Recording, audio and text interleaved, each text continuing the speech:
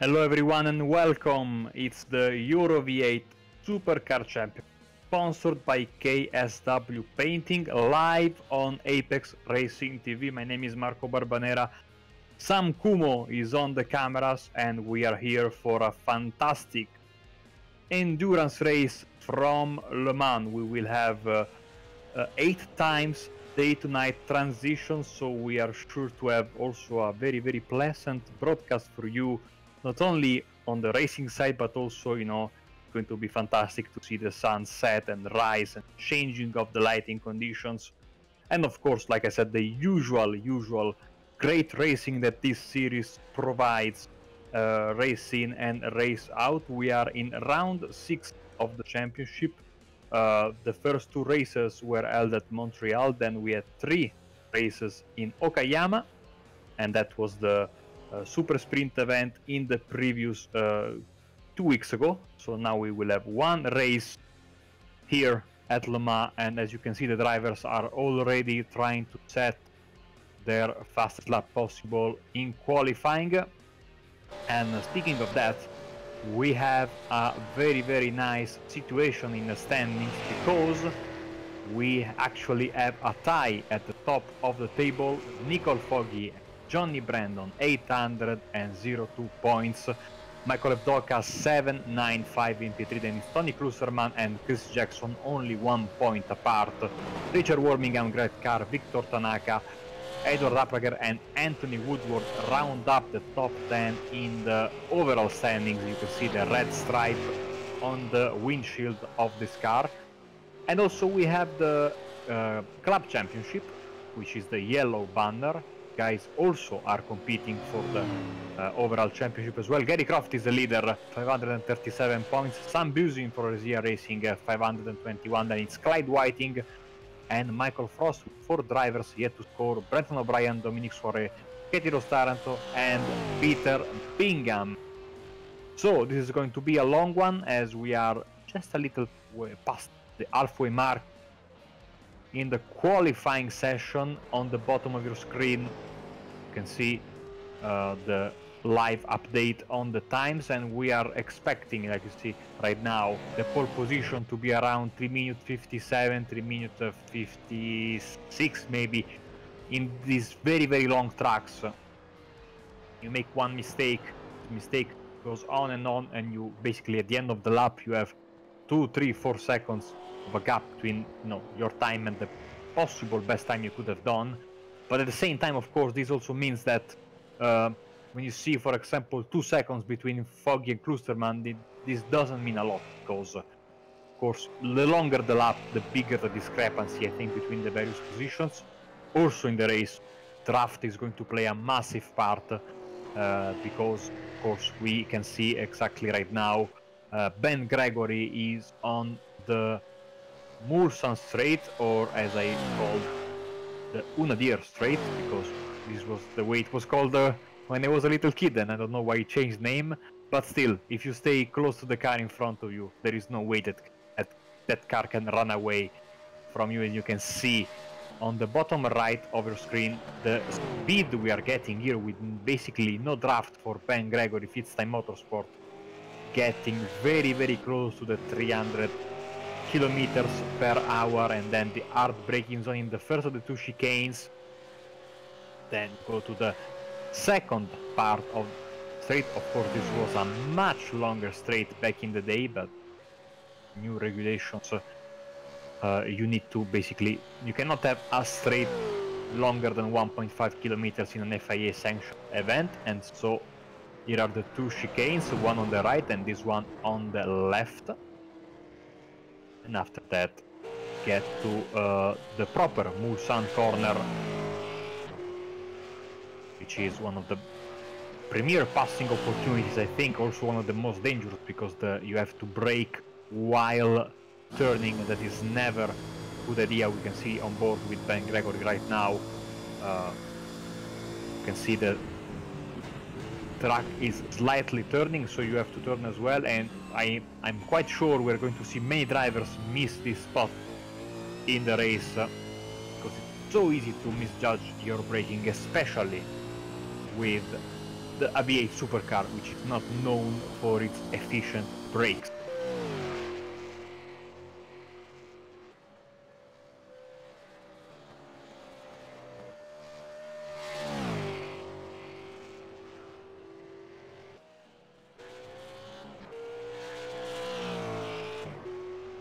Ten minutes left in qualifying. As we can see, Bogatayrev 4 minutes 3 seconds.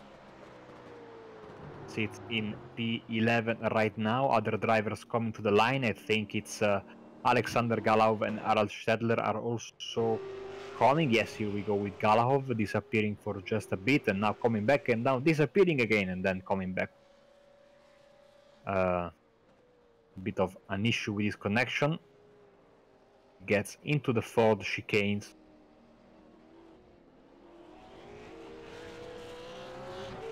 Onto wheels. Final corner. Galahov. Does he improve on his time? He does, and he sits now in P2. 3 minutes 59 seconds, 0.3, and he removes Tony Klusterman from the front row on the right side of your screen. The current situation with the weather. Decent wind, 23 degrees, 23 degrees, sorry, the air temperature, 27 degrees the track temperature. The QNH is 1025 for the flight simulator fans out there. Gary Croft on the start finish line, P10, 4.8 seconds off the lead. We're still waiting for a couple of drivers to get their time in. For example, well, we have Charles Draco. He has set a time right now. I think he's trying to get a good run on his outlap. He needs to hurry because it's a very long lap around here, and he's sitting now in P16. Also missing from the timing on the left, I think, is Alessandro Dalle Donne.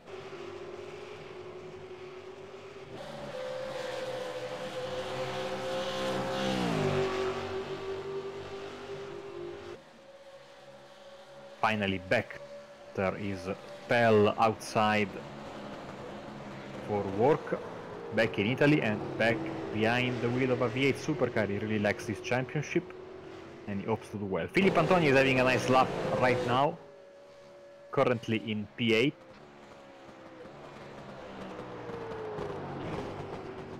And sadly he goes wide, ruining his chances at the pole position.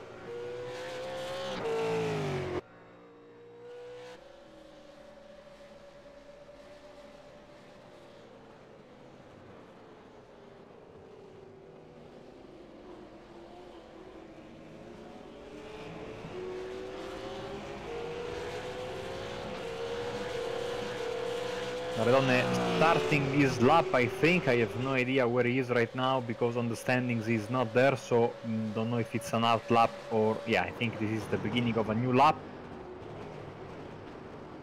Not much time left for these guys, maybe a couple of laps if they start right now, considering it takes them around 4 minutes to get around the track, so yes, they could have this lap and one more, provided they are able to get back to the start-finish line in time before the timer expires. Those extra couple of minutes that you get in hosted sessions when you are in qualifying, and of course this is something that is, you know, based by racing on the track, so Le Mans gets a little bit more than other tracks due to the very long distance that these guys have to cover. Chris Jackson 4 minutes 01.4 up P7 right now. And I think that will be it for his qualifying because he towed back to the pits. Bogatayrev 402.6, he decides to call it a day as well. We'll start probably in P13. No, he's starting again. Maybe we'll have time to do one more lap. He needs to be very quick.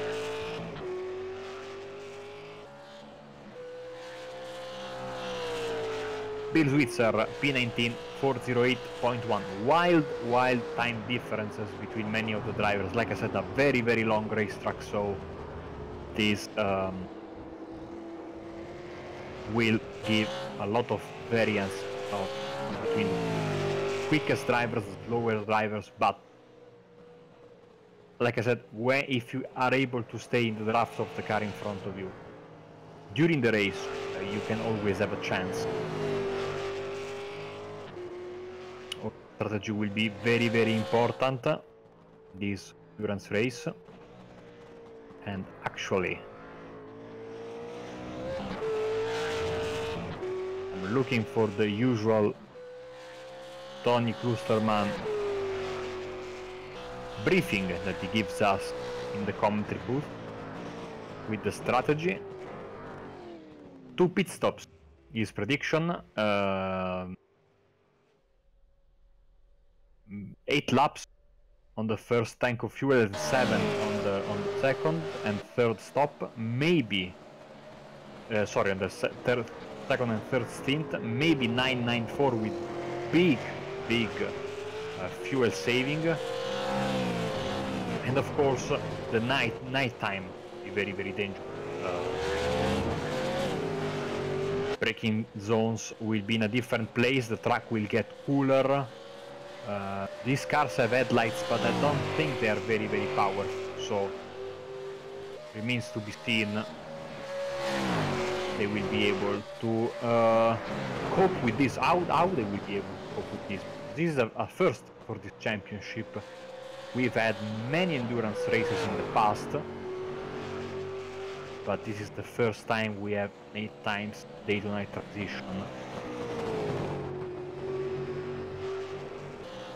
The first time we are racing at night as well, so certainly a new challenge for all of these drivers. Of course, we just had the 24 hours of Daytona a couple of weeks ago, and many of these drivers took part in that race, so they have somewhat of an idea of what they're doing, as Nicole Foggy is trying to improve on his pole time, with Johnny Brandon right behind him. Johnny Brandon and Foggy cross the start-finish line together, and Johnny Brandon second place now, only 0.7 of a second behind his teammate and championship rival.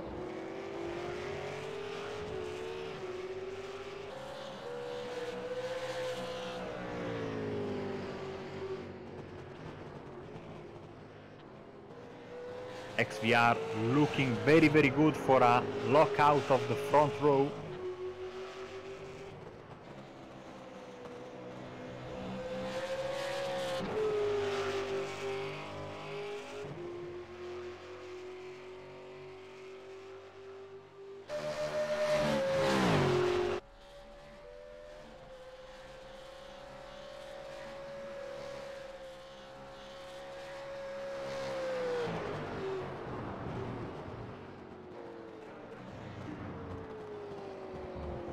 Aircraft starting another lap. Will he have time to complete this lap? 1 minute left in qualifying.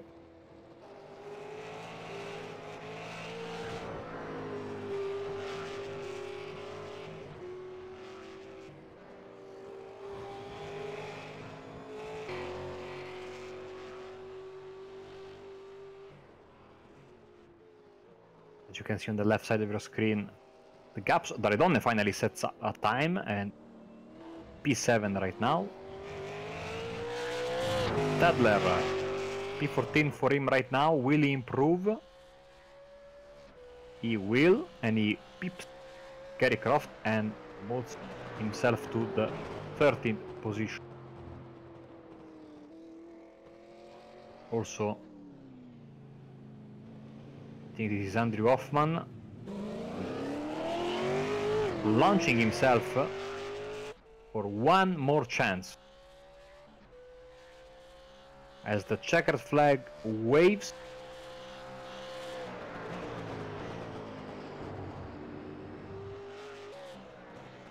Qualifying is over.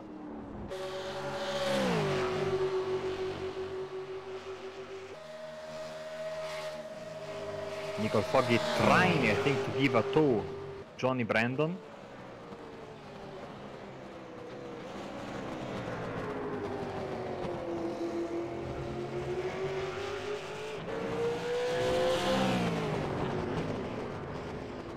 Oh, they find a slower car there, and this will ruin both of their laps.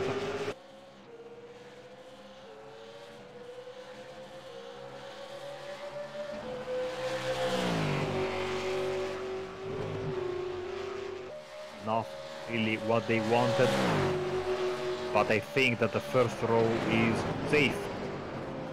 The two championship leaders.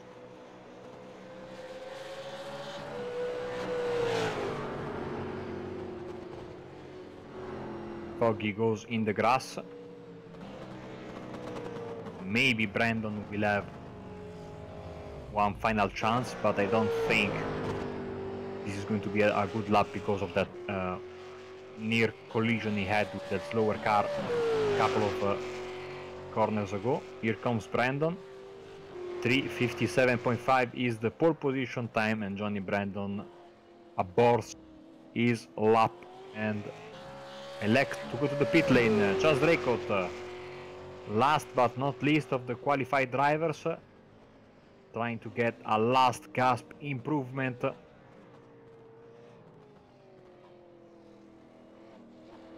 Final corner.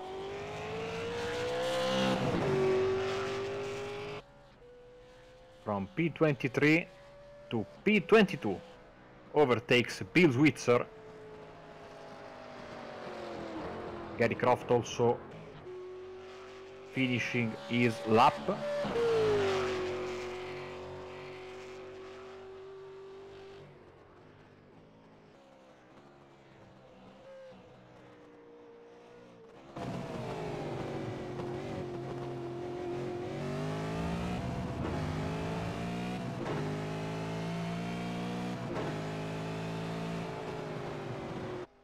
For minute 01.3, P9 for Gary Croft, and I think this will be it for qualifying in this endurance race at Le Mans for the Euro V8 Supercar Champion.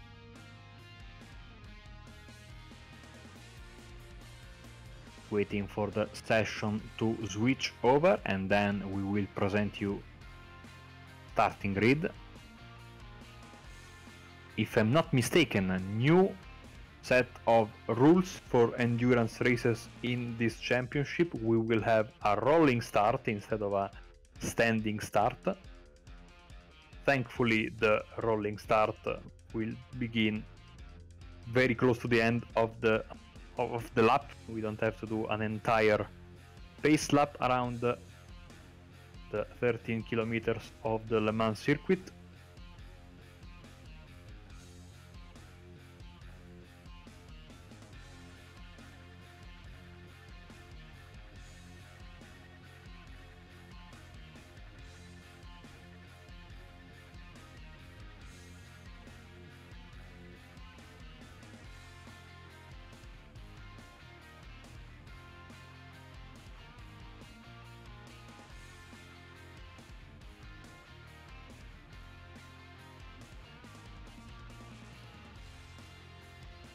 Waiting and waiting and waiting, as you can see the lighting changing and changing.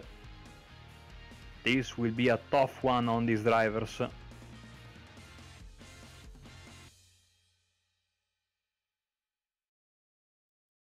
Like I said, they have had their endurance races in the past, but this is something complete new for everyone, this series. And I think we can join a new voice in the commentary booth. It's Tyler Vickery joining us for the race. Hello, Tyler. Hey, Samil, how you doing? I should say. Doing fine, getting ready for the start of the race, and qualifying is over, so you joined us at the perfect moment to go through this endurance race. Like I said, 8 times day-night transition, so it's going to be a good one, both on a graphics standpoint and also on a racing standpoint, as we are still waiting. Racing gives us a lot of time, of course, for the session switches over because the length of this track, but I think since there is no one racing, iRacing could, switch over to the race session. As you can see, the grandstands getting more and more packed as the moment we wave the checkered flag gets closer and closer. Should be switching any moment now. And here we go. As you can see, beautiful, guess this is a sunset for the race session, and we will take you through the starting grid in just a second. Nicole Foggy is your pole sitter in front of Johnny Brandon, Alexander Galahov and Tony Klusterman in row 2, then it's Greg Carr, Richard Wormingham, Dalle Donne and Glasgow. Then Gary Croft, Chris Jackson, Ant Woodward and Philip Antonia, he is in P12. Going forward, Lane O'Connor, Arash Stedler, Nikolai Bogatairev and Maciej Kuziak in P16, then Jose Borges, Ben Gregory in P18, Clyde Whiting and David Fielder P19 and P20. Then it's Peter Bingham, Chaz Draycott, Bill Switcher and Michael Mueller, Jeffrey Collinson, Michael Frost, Andrew Hoffman and Nathan Williams. He will start in P28, and that will be that for the starting grid, as everyone is joining. Of course, forget we are on the back end of what was a very controversial round in Okayama. Uncharacteristic behavior by some of the drivers, very high tempers. The league organizer gave everyone a stern warning, and we know that these drivers are absolutely capable of giving us some fantastic racing without the extracurriculars. And so we are ready, I think, Tyler, for what is going to be a fantastic night of racing here on Apex Racing TV.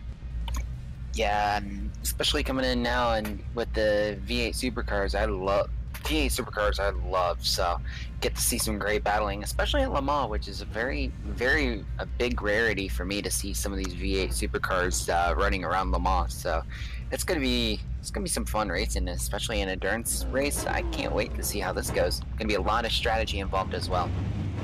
As we are rolling, can hear the drivers shifting into first gear and rolling through the final part of the Le Mans circuit.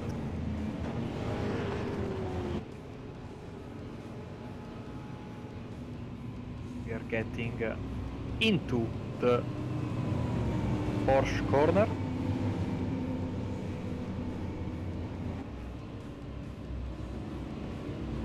I'm a bit surprised that the cars don't have headlights turned on already, since we are getting closer and closer to nighttime. Of course, the Le Mans circuit just recently updated with the night version. We will have some nice night effects.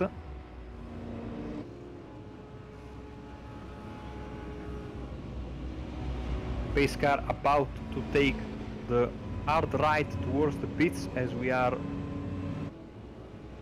into karting section, and then the Corvette Maison Blanche, and then we will be ready to start this race. First corner, always tricky around Le Mans. Don't want to ruin an endurance race, and here we go with the headlights turning on all the cars at once, and also the pace car. A sunset that it is very reminiscent of the ones we get usually at Sebring towards time of the 12-hour race. Yep. Tyler knows everything about, I think, as the pace car takes the hard right. Everyone, oh, there's Galahov blinking in and out, that could be a problem. Getting closer and closer to the chicane. Always tricky when we start a race in a chicane. With a rolling start, Nico Foggy takes a good lead, and here we go. Nice start from Foggy. We are racing. It's going to be 22 laps for a maximum of 2 hours and 30 minutes around Le Mans with the Euro V8 Supercar Championship. Foggy, Brandon is able to get past Galahov once again, as You can see hard braking into the corner. The group is very sparse. There are not many close battles around the first chicane, which is always good. Borges and Fields are battling, also Jackson and Woodward, the two teammates. Going down the hill, O'Connor and Stedler behind them, but so far Tyler, oh! Stedler got wide. Is he able to save it? He is. I was about to say Tyler. So far everything seems very calm and civil. Yeah, so far just watching how some of these are some great racing. Foggy has already come out to a big lead already, and surprised how quickly some of these V8s are getting the power down. Now, the usual dreadful Le Mans first lap slowdown. Anthony Woodward is sadly on the receiving end of a very harsh penalty. He basically goes last of the running cars as they get to the first chicane here. They were once the PlayStation chicanes, but I think they switched allegiance to the Xbox recently, or Forza Motorsport, I don't remember. But still, everything seems fine. And now the long round to the other chicane, this time to the left side of the track, as Chas Draycott is missing his rear part of the car already. That's never a fun sign, especially especially these V8 supercars. You gotta have that rear wing. If you lose that rear wing, it's gonna be a wild ride for the next part of. Chris Jackson and Jose Borges into the runoff area in the second chicane. Quickly Samuli gets a replay of that, always on the point. Our cameraman, let's see what happened. And Borges missed, I think,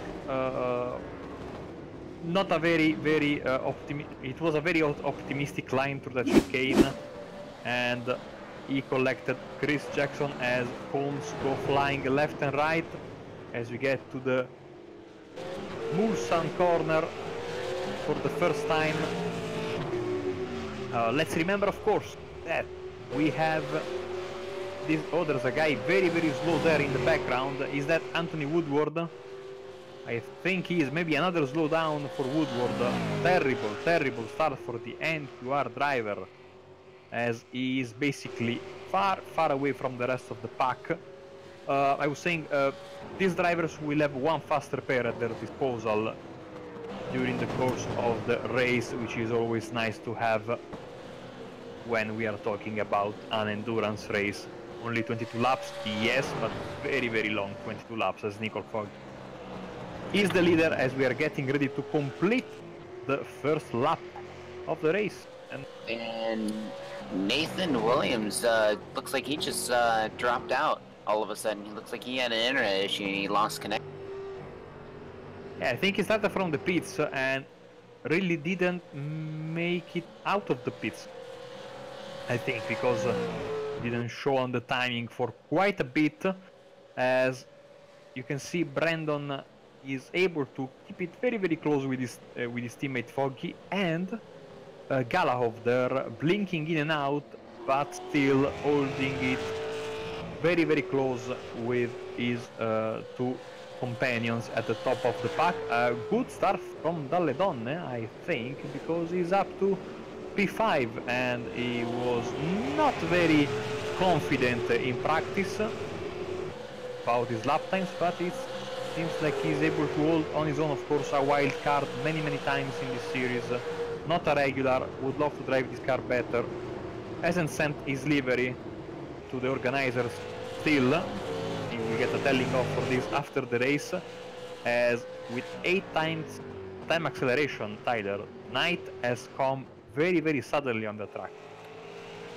Yeah, and I noticed when I was looking at this session that they got the time change at 8 times, so time really goes quick here, so it's going to be getting dark very quick like for these drivers, so it'll be interesting to see how quickly these setups that they have set, see how quickly these cars will react to the nighttime changes, and we'll see who can really take advantage of it while it's nighttime.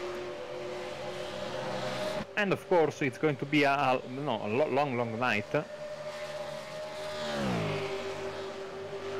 Because you're racing in the nights, So it's going to be mostly a night race, this one, which, I mean, with the new night lighting, especially with these trucks that are specifically designed for this, it looks much better than it did in the past, as Gary Croft is defending from Aaron Stedler, still the important styler, I think, of the draft, especially in this part of the track. Yeah, definitely. I was looking at Gary Croft right now. Looks like Philip Endon, or Harold Stratler, looking on the inside, heading towards, I believe it's the first chicane, or second chicane actually, on the long straight, as 113's making a big move there, Ben Gregory, and Gary Croft now loses 2 spots to that.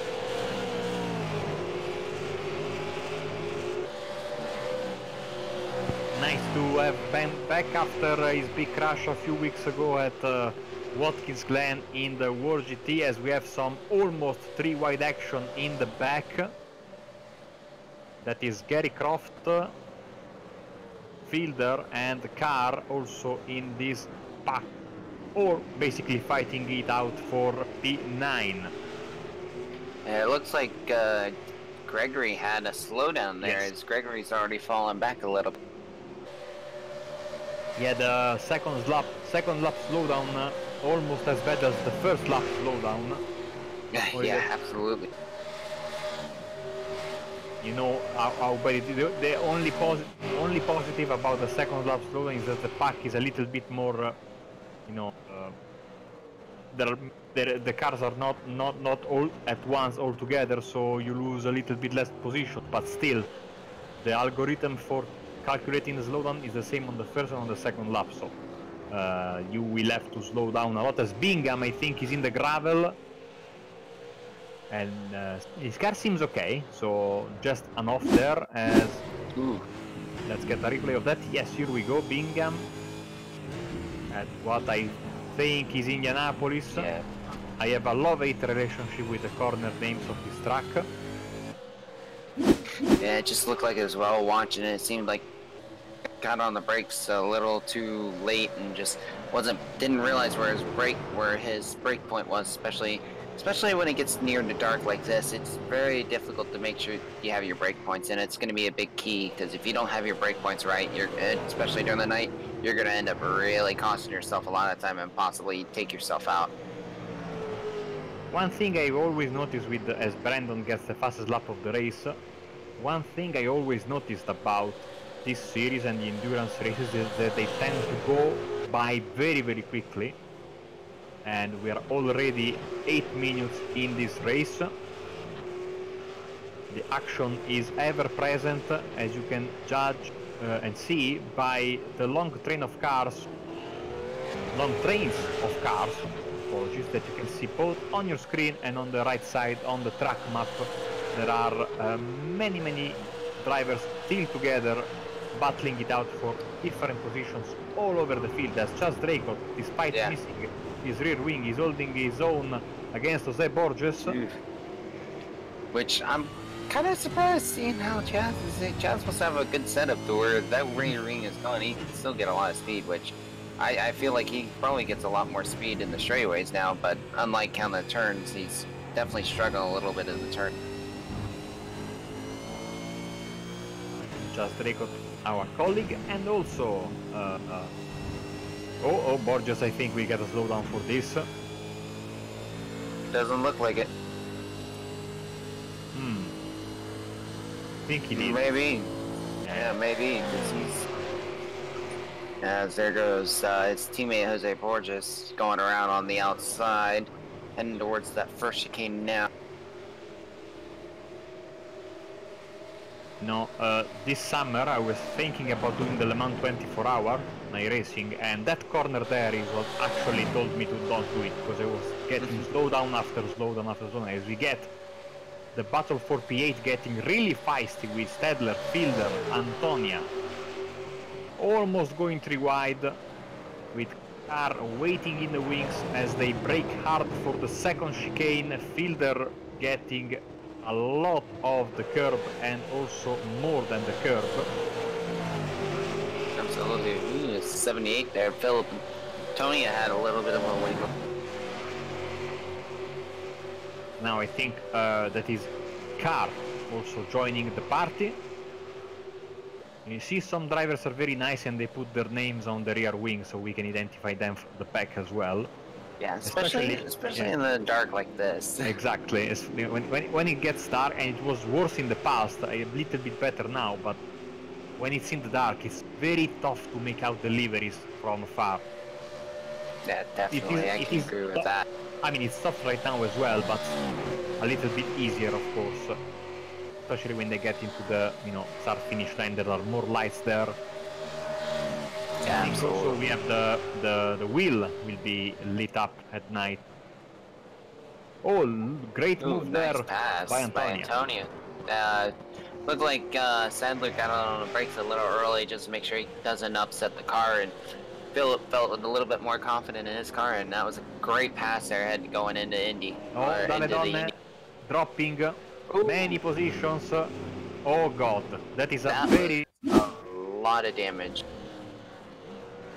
That was a lot of damage, actually. Let's see what happens here. Comes around the corner. Ooh, just interesting wreck there. It just looks as if he barely touched the rumble strips or might have touched the grass, and the car just snaps around.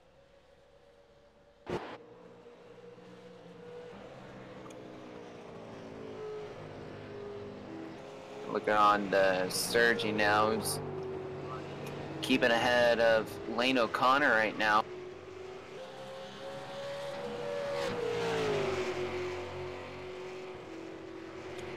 Lane O'Connor getting on the brakes a little already, heading in this 4 chicanes, holding a 4/10 of a second gap. Sergi Glatzo's lane just makes a much better entrance and exit out of the 4 chicane. Keeps that gap though within a half a second, as Lane O'Connor should have the draft heading into turn number 1.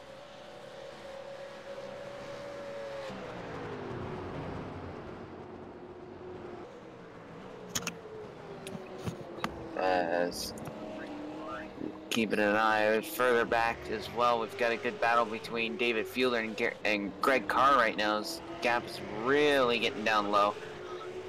David Fielder looking on the outside of the 555 of Nicholas. I'm gonna butcher this. I hope I said this right.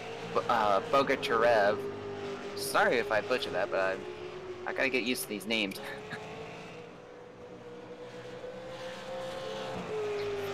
As Fielder's looking for an opportunity. Fielder should have an opportunity here on the long straight heading into the first. Should be getting a nice decent draft here, but Nikolai's just having a much better run on the long straights. More than likely the setup, as here comes David Fielder. Gonna look on the inside. Side by side, heading to the first chicane, late braking by Fielder. Gonna really have to control this car, and he's gonna make the pass stick. Heading in the first chicane. Now he's just got to get the run out of the corner and be able to keep ahead of the 555.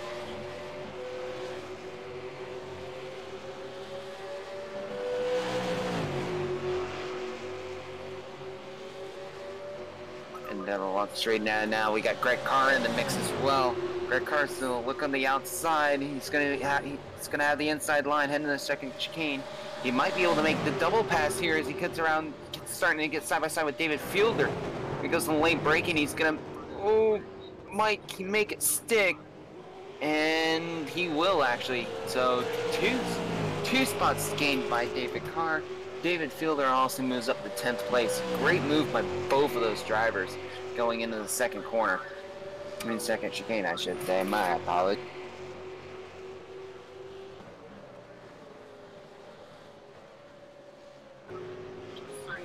So looks like we've got looking at Michael Miller.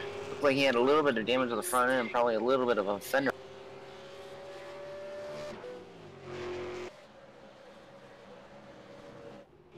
As we're looking, Clyde Whiting made a little bit of an error there. He's trying to pull back out on the tracks. Curious to see what happened here with Clyde Whiting. There he goes, going in the chicane. Looks like the further end chicane. I gotta remember some of these breaking points. Ooh, little tap there by. It's hard to tell who that was. That was Gary Croft. So the class leaders for first and second making contact, and I believe that's the M class, I want to say, and not a clean pass there by Gary Croft, so he might get penalized on that later on, but we'll see how race control deals with that. Gary Croft now has got almost an 8-second gap to Clyde Whiting after that little contact. He's got a decent little gap though to Jose Borges. Borges is closing in right now. He's been running about a second quicker than the other field in the last lap time. We're keeping an eye on a further battle. There's another good battle. Ben Gregory and Michael Mueller going into Porsche curves. Going to be able to get on the inside. Gregory pulls a little wide there. Just lets Michael Mueller by him. It looks like Gregory, though, has some very significant damage on that left front. As, yeah, it looks like the quarter front little panel on the left side of the car is completely ripped off, and definitely not happy with the car right now. Looks like he's struggling to keep that car straight. I am back, sorry everyone, and this is true. Apparently my driver crashing made my computer crash at the same time as Ben Gregory gets into the pits. I think to repair his damage, that seems to be like a very early stop, and not what I got from Tony's Klusterman's pre-race briefing, so I think Gregory will have to really save a lot of fuel if he wants to get home on a 2-stop strategy, so one more stop from him. Oh, Fielder, Gary. Yeah. Yeah, that was Fielder actually, sorry. Yeah. I thought that was Gary Croft for a second. That was interesting. Yeah. Getting a little bit of grass there. And you know, Tyler, this track is actually very interesting because I think iRacing listened to the community because of the fact that this track doesn't give you many off tracks, but sadly it really punishes you with the slowdowns. So yeah, maybe it's a case of be careful what you wish for, because especially when you are in a tight pack, or maybe you are in a multi-class environment here at Le Mans, especially true, you get a slowdown and this can create a ripple effect, and many incidents can happen because of slow cars and people trying to dart left and right to avoid them. Yeah, absolutely, and that's why I think is kind of nice as well, because of how Le Mans is one of those tracks where I think, whoa, as Fielder, boy, completely lost the braking there. That's over-optimistic. That's going to be a slowdown and an off-track. Oh, yeah. So. more than likely, as there goes Nikolai now. But boy, oh boy, that could have been really disastrous for Fielder if he couldn't went flat out, because he almost had an opportunity to hit Greg Carr with how quickly he was going through that chicane.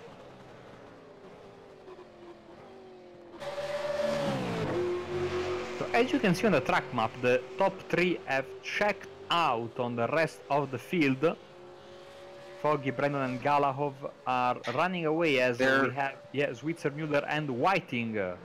They get into the Mulsanne Corner as someone, I think Switzer is very wide. Our first victim of the Mulsanne Corner, I'd say. Yeah, oh, ouch. And that's what happens when you don't paint, when you don't have bright enough lights, it looks like. I'm looking at the timing, and it looks like there's some other decent battles up front. Johnny Brandon's closed up on Foggy a little bit. Foggy's only got about a half a second gap now to Johnny Brandon, so I wonder if Brandon's pushing the car a little bit more than Foggy is right now. Yeah, these two guys are of course teammates, even though it seems like there has been a little bit of an error with the paint files, so they seem like they have not only different cars but also different liveries. It's true that they have different cars, of course. Johnny Brandon driving the Ford, whilst Foggy driving the Holden, but they are teammates for XPR Racing, and they are atop the standings, tied after 5 races, 2 at Montreal and 3 at Tsukuba. I probably said Okayama in the opening of the broadcast, but no, it was Tsukuba 2 weeks ago in the triple header. Yeah, keep an eye on. Ooh, raining got a little bit of unsteady there. But looking further down the field, though, we got another good battle here for 6th and 7th. As Harold Sadler is having a decent battle here with Sergei Glaskov. From the timing switched over real quick, as Sergei Glaskov is having some issues. He's already lost 2 positions to Philip Antonio and Harold Sadler. Ooh. Oh, Alexander Galov is off for Fifth Time Motorsport. Oh, man, and he's in 3rd right now. That car, I mean, he's having problems with his connection, but I don't seems like. Oh, he got on the grass. Yeah, that car is scrapping a bit. Oh, he went. Oh, that was a big hit. Yeah, that was a heavy hit. Got on the brakes. Left side tires were on the grass. Got on the brakes, and the car just snapped on him. And yeah, that was a heavy hit. So. And there goes Glasshoff. Alexander Glasshoff losing out on 3rd now after that. It is another XVR driver suffering from the paint scheme bug because he has a generic paint as well. So at the moment, XVR 1, 2 and 3 as Galov somehow tries to get his position back despite the big damage. This must be very distracting for Birmingham to see this car disappear and reappear, and also the headlights are disappearing and reappearing. It is something new. I have never seen something like that. A blinking car in the night is a first for me. Yeah, it's never fun. Whoa, jeez, Alexander, hang on to the car, buddy. Oh my, that almost became very. Also, Bingham is in the pits. He's down in pit 25 as Galahov. You know what, Tyler? I keep calling my colleagues Sam. I called Ryan. I called him Sam the other day on Monday. Now I called you Sam, so it's 2 for 2. Maybe the connection issue made that crash look bigger than what it was, because it seems like Galahov car is behaving just fine. Of course, it's tough to tell with this continue blinking in and out, you know. Yeah, and we really won't. And I think we really won't tell. We probably really won't be able to tell how bad the damage is until daylight comes back up. And I mean, that'll be real interesting to see. I mean, just from that little camera we had there, that last second we had, it looked like he's got a little bit of. He definitely has some damage on the front left, but it's hard to tell how significant the damage is as he's gotten around Richard Warmingham. I think Warmingham's probably had a slowdown where he was probably like, I'm just gonna let him by so I don't get involved in any kind of little incidents. Something important I just noticed, by the way, in sim, as I will hold my thought for just a bit, Stadler on the inside gets by Antonia, little bit of contact there, but Stadler is able to complete the pass as they get so close to the safer barrier there. Don't go there, guys, as especially Porsche curves. Antonia wants to get his position back. I noticed just now, in sim, it's the 3rd of March, so this is going to be a very, very long night, even with the 8 times time acceleration. Yeah, especially with that time during the year for them, it's going to be real late. It'll be real late, so it'll be probably we'll probably see about a good 17, 18 laps of complete darkness. So it'll probably be about like 3 or 4 laps to go in the race when we might start seeing some sunlight break out. So it'll be very interesting to see how the whole race plays out when daylight does come out. We are in lap 7, so 6 laps in the books. According to Tony Klusterman, we might see our first regularly scheduled pit stops at the end of this lap, so let's keep an eye. By the way, here is Tony, not having a great race, down in P17. Lost 13 spots currently, and never a good thing when you lose that many spots. Apologies to everyone who is a Tony Klusterman fan. Amongst all the great battles, I completely forgot about him, and you know, I'm very, very surprised that he is so far back. He was starting in, I think, third or fourth place. He was in the second row at the beginning of the race. Yeah, I could do 17 minus 13, but math is not. Yeah, he was in. Yeah, he was in. Started in fourth. As he now tries to get by Bill Switzer. He'll more than likely get around him. Looking at the last lap time that Bill Switzer ran a 4:11, and there goes Tony easily after getting into the Mulsanne straight. So it's gonna be easy for him. I think Tony's got a very low downforce, that he's got a lot of speed in the straights. Plus he's ran his last lap time was his quickest actually of a 4:02.55.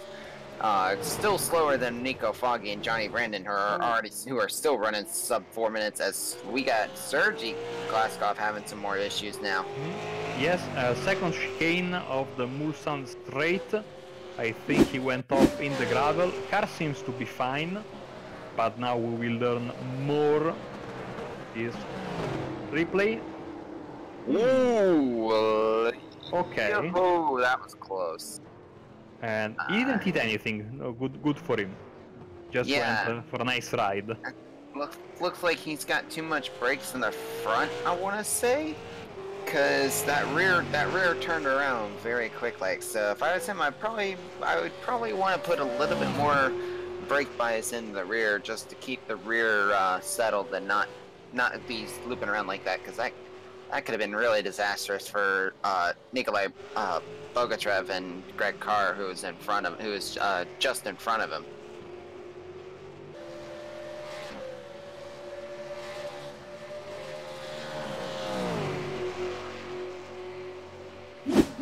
Also, yeah, we are back live.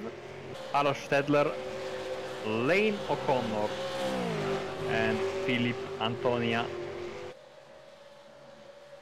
in the battle for P5. They are also getting closer to Alexander Galahov, who is losing ground compared to Birmingham. So maybe he does have some damage.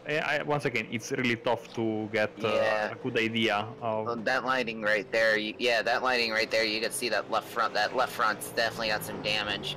Tired? Like, I know you could definitely see him on the panel. Ooh, boy, that was close. He definitely has gotten a little bit sideways.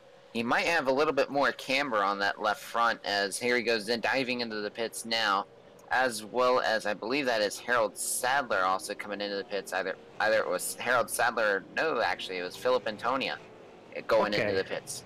So the top drivers are most of the guys at the top of the at the pointy end of the field are stretching their first stint, but Antonia and Galahov are already in. Of course, I think Galahov will get his fast repair as Johnny Brandon side by side gets past Nicole Foggy, and we have a new leader. Foggy, I think, got a slowdown because he is losing many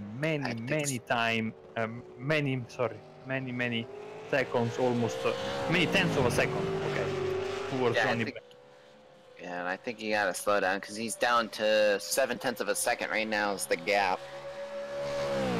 And we got a lot of cars in the pits. Philip Antonia, Jose Boras, Michael Mueller, Bill Switzer, Chaz Draycox in the pits. We also have Galahov and Peter Bigham also in the pits. So it's definitely time to get your pit stops in. Nicole Foggy is now closing once again his teammate Johnny Brandon. I am quite sure that if nothing big happens, this fight will go on until the final lap, and this will be the battle for the win. And we could have we could have a nice 1, 2, and 3, maybe 4 Lane O'Connor drives for XVR, if I'm not mistaken. Yes. Yeah, so we have 1, 2, 3, 4 for the XVR boys, with 1/3 of the race in the books.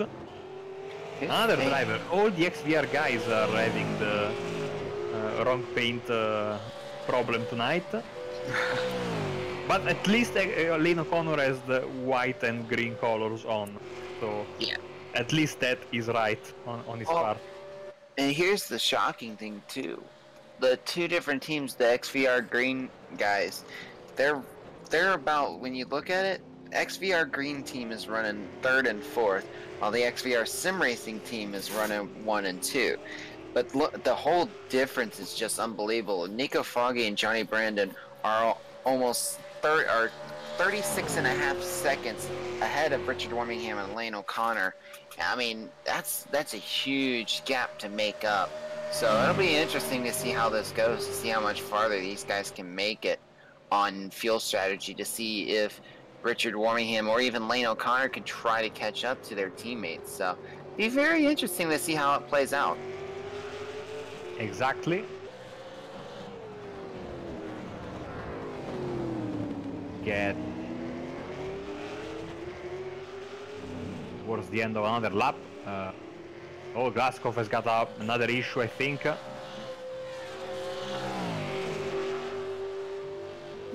in P8, so he didn't lose much. Went for a ride in the gravel. Yep, just misses brake point again there a little bit. Not too bad, as Johnny Brandon and Nico Foggy are in the pits. Okay, the two leaders, the champion and the second guy that finished second in the standings last season, are both in. And this one, I honestly think this is like the perfect strategy for them. Pitting with 8 laps into the stint, this will more than likely work for them perfectly, as if they pit, with them pitting in now, they have another 8 laps from now, they'll be on lap 16. And then another, and then that second pit stop, they could be able to do an easy 2-stop strategy, unlike some of these other drivers that pitted on lap 7. So, because if some of these drivers that pitted on lap 7, they're going to have to really have some major fuel saving if they want an opportunity to make it on 2 stops. As here comes the rest of the field right now. Richard Wormingham, Lane O'Connor, Harold Sadler, Greg Carr, Nikolai Prokofiev, and Sergey Glaskov all coming in. We should also expect fielders now coming in. Gary Croft. See what happens with Tony Kluserman and Clyde Whiting as well. See if they come into the pits, as Johnny Brandon and Nico Foggy are pulling out now. Foggy had a much slower stop, not much in terms of, you know, in the pit stop, but overall, I think he had 3 or 4 seconds longer stop than Johnny Brandon. So maybe he missed his pit box or something like that, because Johnny Brandon came out of him by a significant margin, I have to say. As, like you said, Tony Klusterman is also in, as all the other drivers, Wormingham, Stadler, O'Connor, Carr, are all coming out at the same time. This could be a nice run into the first chicane. Look at that behind them. Oh, almost contact there between Stadler and Tony and O'Connor. And Philip Antonio gets a big break out of it for pitting a lap early, but at the same time, he pitted 1 lap earlier, and especially in a long race like this, if you want to split them out evenly, it's gonna be more of a challenge for Philip now, as he's almost, in a sense, has made himself where he's got to be in fuel saving mode this time for this stint if he wants any opportunity on trying to be able to finish this race on a 2-stop strategy. I'm noticing one thing, and I cannot find Galahov in the timing screen. He is 12. I see him in 12. That's Glaskov. Oh, okay. Galahov looks he's like out. it. I think he dropped out of the race. He disconnected, actually. So issues there for Galahov. Either he dropped. Either he retired because he was aware of his bad connection, or he had a crash, but he didn't see anything on the timing monitor on the event viewer. So I think the first option is the one more likely. Very, very sad for him, because he was having a nice run and certainly could have fought hard for the podium. Absolutely. Also strange because he went to the pits and he had his fast repair, so strange as Antonia goes for P3. He has the outside line. I think Birmingham will leave him the position for the time being, and that is exactly what happens. Nice move from Antonio, then he goes a bit wide, and that will not be a slowdown, but of course Birmingham has a better exit as they go into Mulsanne Corner for the 9th time, as Tedler is, as you can see, waiting in the wings for any possible mistake.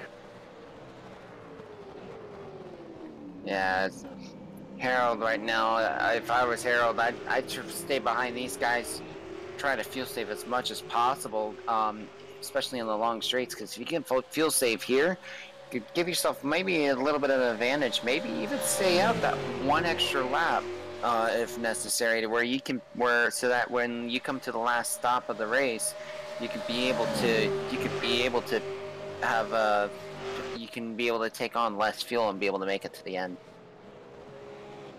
These two are battling really hard, as once again very close to each other. I think of course that in these cases it's always the third guy, the one that has the best is in the best situation, as Antonia goes a little bit wide there at the right-hander. I think yes, Stedler is enjoying the battle.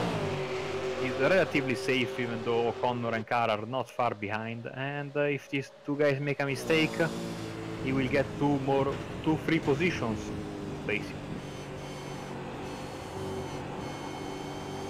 That's what we're watching on board of Harold Sadler going through the Porsche curves now, and just playing it cautious, trying to make sure he gets enough room. Takes it a little wide, downshifts there. Definitely wheeling the car a little bit there, just losing a lot of ground though with trying to be as cautious. So be interesting how his play strategy is, but he's got to push the car a little bit to make sure he can save up, as getting heavy on the brakes now into the Ford chicanes. A lot smoother than the other driver, so we'll see how this pulls out, as we see Richard taking the curbs aggressively there.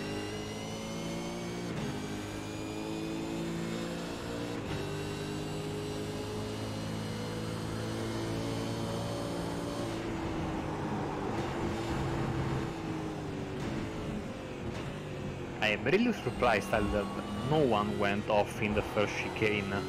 I think it's one of the toughest braking zones in the track. Yeah, I can agree with you on that. Just so you know, guys, and give a quick update, we are 20 minutes before midnight in game time, so this night will go on still for a long time. We are one lap away from being on the halfway mark of this endurance race here in Le Mans for the Euro V8 Supercar Championship, sponsored by KSW Painting as Birmingham and Antonia. Now it's Birmingham getting back to P3.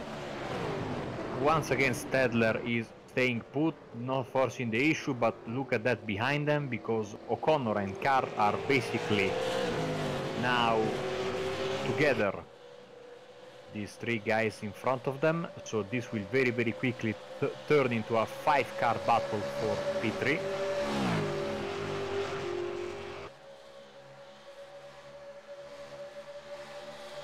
And side by side once again as they get into the other chicane with Birmingham in front of them, Antonia and Stedler, and Antonia loses the position very deep on the brakes at the second chicane, but Stedler is able to hold his newly gained 4th place, and this gives of course both Birmingham a little bit of breathing room, and of course brings O'Connor and Carr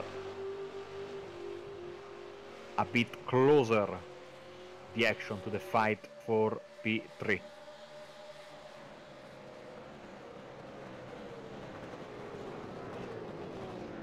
Braking for the Mulsanne Corner.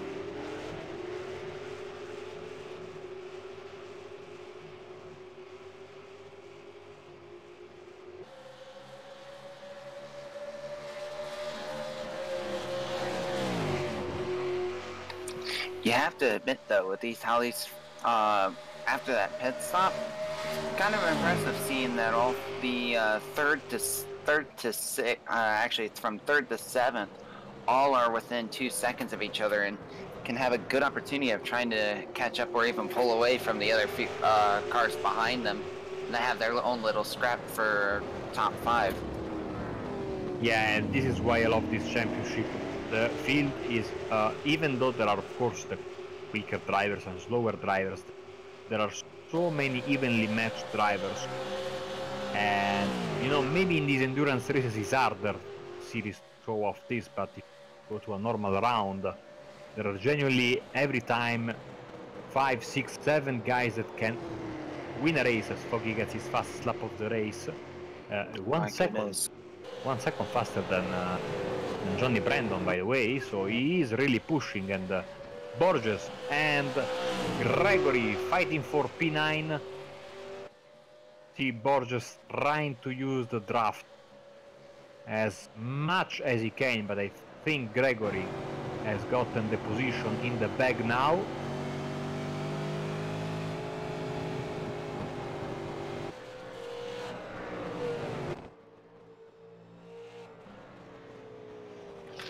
Yeah, Jose is trying to find the right opportunity to make a pass going through these Porsche curves, but Porsche curves with this car, it's very difficult. I think his best opportunity is coming up now in the and heading towards the Ford chicanes. So, as Gregory gets a little bit sideways there, and so heading into the Ford chicanes, Gregory squeezing him. Oh my! Oh boy! Oh, this is gonna end poorly. Wow! How did he not hit the wall? He did not hit the tire barrier at all. Yeah, wow. I tell you what, I think this is not the first time we saw this today. Jose really went for it. Maybe I wouldn't have done that, let's put it this way. And then he had a less than optimal line for the chicane, and you can see a spin then was the... almost... I was trying to say as well, it almost looks like Gregory started coming down on him as well as they were heading into the Ford chicanes, so could be almost 50-50 there. As looks like Tony went a little wide, but Tony's running a lot quicker though, and he's trying to catch up as quickly as possible. He's trying to get around Sergei Glaskov right now. I'm taking a look at the timing screen right now, and just to see the last lap. Pitted on lap 8, but he did 2 pit stops, Tony Klusterman, so quite clearly something happened to him in the opening of the race. He had to go for a faster permit. 2 pit stops on his name, and still he is in the fight and getting more and more positions under his belt. Now just 1 away from getting into the top 10, and he knows how important it is to get points even in a tough race, because this race gives you the full marks. 1 race you score the points that you could score in a whole weekend, maybe in a triple header or double header, so you get basically a lot of points if you win this race. Absolutely. Just to put it clearly, no, in very obvious words. I'm not very good at explaining myself usually, even also today, as a fielder moves sideways, trying to manage the power of his car, and Klusterman is in P10 now. Yeah, and especially with Tony. Tony's running a lot quicker than Gregory, so it won't be too long before Gregory gets caught by Tony, as we're now looking at Michael Mueller trying to get looking on the inside of Jose Borges, trying to see if he can get around Jose Borges for 13th, and he'll make it work.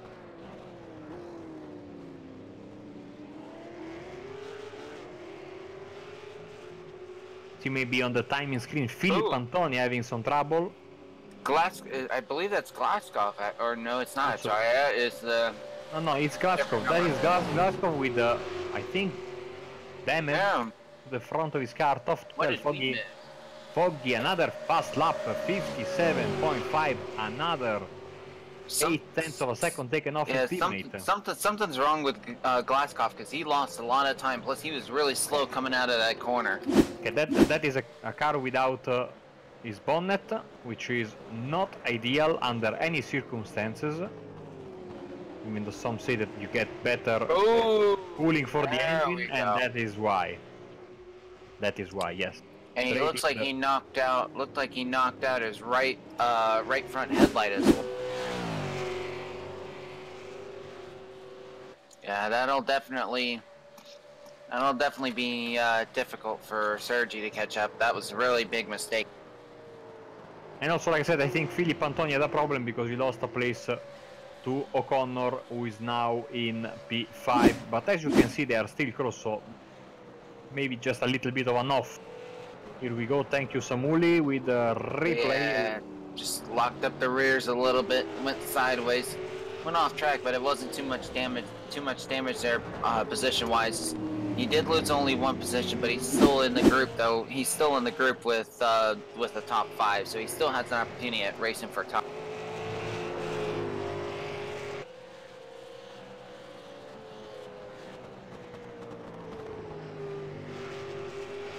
Tony Klusterman 3 minutes 59 seconds as he keeps pushing and getting closer towards Gregory, who is right in front of him. I think on the... Oh, Tony doesn't wait for the Mulsanne straight, goes straight for the pass. Gregory is resisting, but Tony is able to complete the pass, and also Fielder trying to profit from this. Gregory is very slow, very slow there, so maybe a mistake from him. And Fielder almost gave Gregory the little bump and run there, because Gregory was not getting the speed out of coming out onto the Mulsanne straight.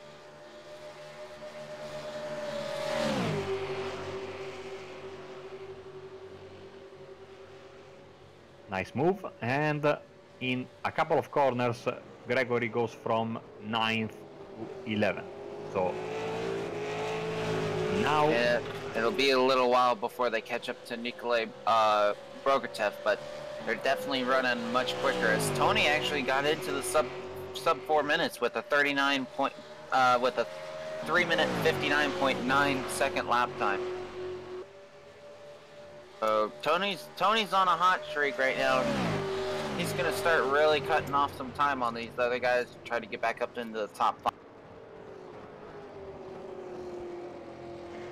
Absolutely, as Whiting, little bit of a problem for him. He is second in the club championship race. Croft is in first at the moment, and Bingham is a long way back. I think he's 1 lap down, I think. He is 3 laps down from well, 2 laps down, I should say, almost 3. Oh, Gregory issue for the pit style driver as he is in the grass. See if he hits something. Oh, just locked that rear, just did not like him, and yeah, that's really unfortunate. Thankfully didn't hit any tire wall or anything there, so here Nico Foggy, and geez, another purple lap time 3 in a row. Foggy. Fantastic stuff after the pit.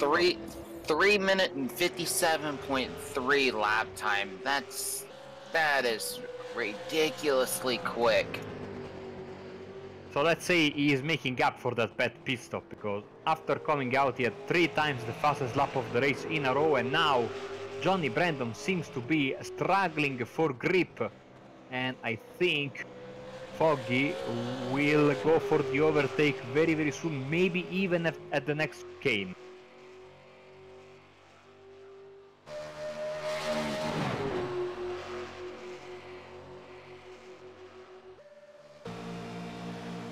See how fast he is closing and into the braking zone. Maybe even before that, Nico Foggy will be able to secure back the race lead as they brake hard for the first chicane. And it's Nicole Foggy, your new race leader, the World GT champion, second last year in this series, overtakes his teammate, the defending champion, with a proud #1 on his car. And now, of course, if Foggy can keep up with his stellar pace, he won't be as quick, I think, because he won't have the draft. But if he can keep that kind of pace, he might just get a little bit of a gap over his teammate. Not going to be easy, but it seems like after the pit stop, Brandon is struggling, but Foggy has a little bit of a mistake there, and maybe Brandon can go for a move here at the Mulsanne Corner. Will he risk it? Will he push the envelope on his teammate? Or will he lift? He is lifting a bit. Doesn't want to risk it. Smart strategy from Johnny Brandon. He knows that there is a long way to go in the race, in the championship. Yes, if the results are like this, Foggy will get the sole owner of the top spot in the table, but the difference will be still very, very little, and Brandon will be more than still eligible for a possible title win, for a possible title defense. Only Tony Klusterman has ever been able to defend this title in this championship. Wow. Many seasons ago. Right now at this rate, it looks like Tony's gonna be doing everything he can to try to catch up, but if Foggy and Brandon are still throwing down these lap times, I don't know what Tony can do other than just try to catch up to third and try to just salvage what he can with a third place finish. I think that is realistically that is on in his mind, that what he's hoping to do. He always comes here for an interview, so I'm really curious to ask him what happened, because he quite clearly had an early pit stop to do a fast repair. I'm very sure of that. As you can see on the track map there, he is the car number 9. He has basically, let's say, one straight difference between himself and the P3 car, which is Birmingham. Is a straight after the Mulsanne Corner, which name evading me at the moment. Well, of course, one more pit stop left, which is due, I think, in around 1, 2, maybe 3 laps at the most. I want to say 3 laps. They're working on lap 13 right now. They pitted on lap 8, so if they can make it to 8 laps, it'll be around lap 16 when we'll start seeing some of these drivers pitting. Other than the drivers that pitted on lap 7, they will probably be pitting around lap 14 or 15. Honestly, if I was those drivers that pitted on lap 7, I would just saw Michael Mueller have an issue there. But I would want to say if the drivers that pitted on lap 7, if they're able to save enough fuel to make it one more lap, it'd be best for them to pit on lap 15 to where they can try to be able to make it right to the end of the race. Tony Klusterman, of course, one of those guys who stopped, I think, a bit earlier, if I'm not mistaken. Also, one of the usual front runners having a tough day, Chris Jackson, P13 for NQR North America, but you know, he is working on getting back at least to P11. He will have to contend with Mueller first, and then if he's able to complete the pass with Jose Borges, who's been a very tough driver to pass today. Oh, Jackson, all sorts of sideways, risking, pushing. Tony Klusterman does his best lap of the race, 59.4 by the way in P9. Jackson, of course, that wiggle wasn't exactly what he needed because he lost a little bit of momentum, but still seems to be in line for a move on Mueller, maybe even now at the first chicane. Oh, a little bit of a dive bomb there, but he's able to keep it in control. He's not going to gain any spots though, even with because Michael Mueller had a much better run going into that corner, but Man, that was a big aggressive move by Chris Jackson, though. He's known for not holding back, even though he's a very, very respectful driver. He doesn't shy away from hard but fair racing. And now he will have to try again on the Mulsanne straight. Maybe even before the chicane, because he has a fantastic run as we get just under the Le Mans football stadium, which is a beautiful stadium, but sadly the team is having a hard time financially. They are in the third tier of French football, but they have a fantastic stadium. It's a bit of a shame. Jackson braking hard, will he go for it?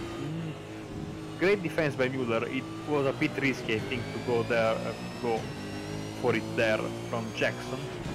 Now has to wait a bit, so even when there's a big speed differential between the drivers, Tyler, not easy to make the moves, especially now at night time when maybe your references are a bit off. As now, once again Jackson, he will have the outside, side by side with Muller. Should be able to make it pass. A little bit of late braking. Oh! Brake bias does not work. Look out, look out. Oh! Boy, that was... And he completes the pass, double pass. My goodness. I tell you what, I've seen some crazy stuff over the years here at Apex. This was one of the craziest moments, and it might not be over just yet. Muller going back to get his position on the inside at the Mulsanne Corner, hard braking from all three guys.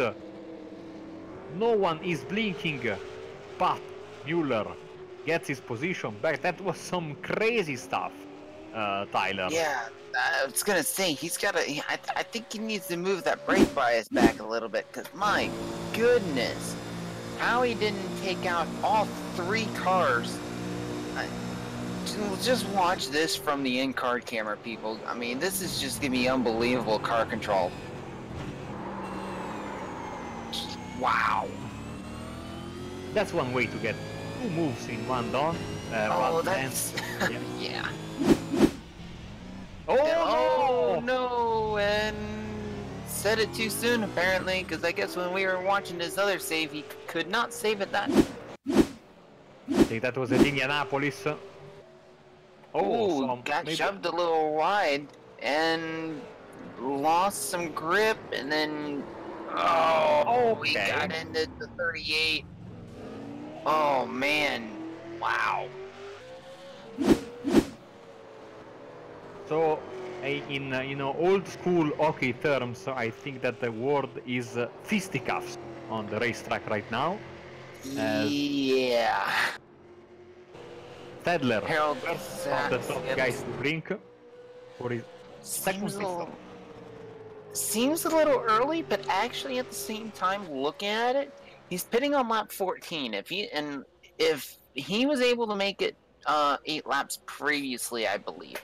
So he's gonna take. He looks like he's gonna take a risk here and try to make it on a full fuel load. Ooh, as Michael Mueller messes up trying to get into pit entry. Oh, look out! There goes, and that's Gary Croft. Boy, this is just... Oh, look for the rejoin there. Boy, that could have been... Glad there was no cars around. But yeah, this is going to get real interesting now, strategy-wise. Because pretty much Harold Stadler is in the driver's seat now for top 3.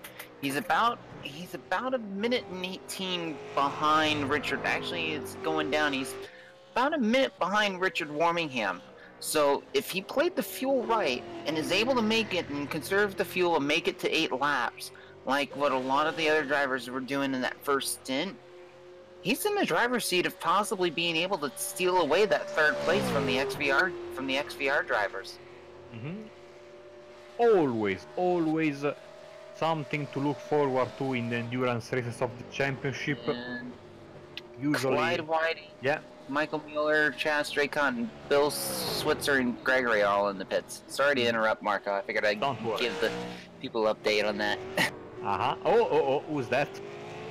Ooh, let's was Jose Borges, or not Borges. I think that might have been a lap car, maybe. Might have been a lap down car. Yeah. It was Bingham, yes. Yep.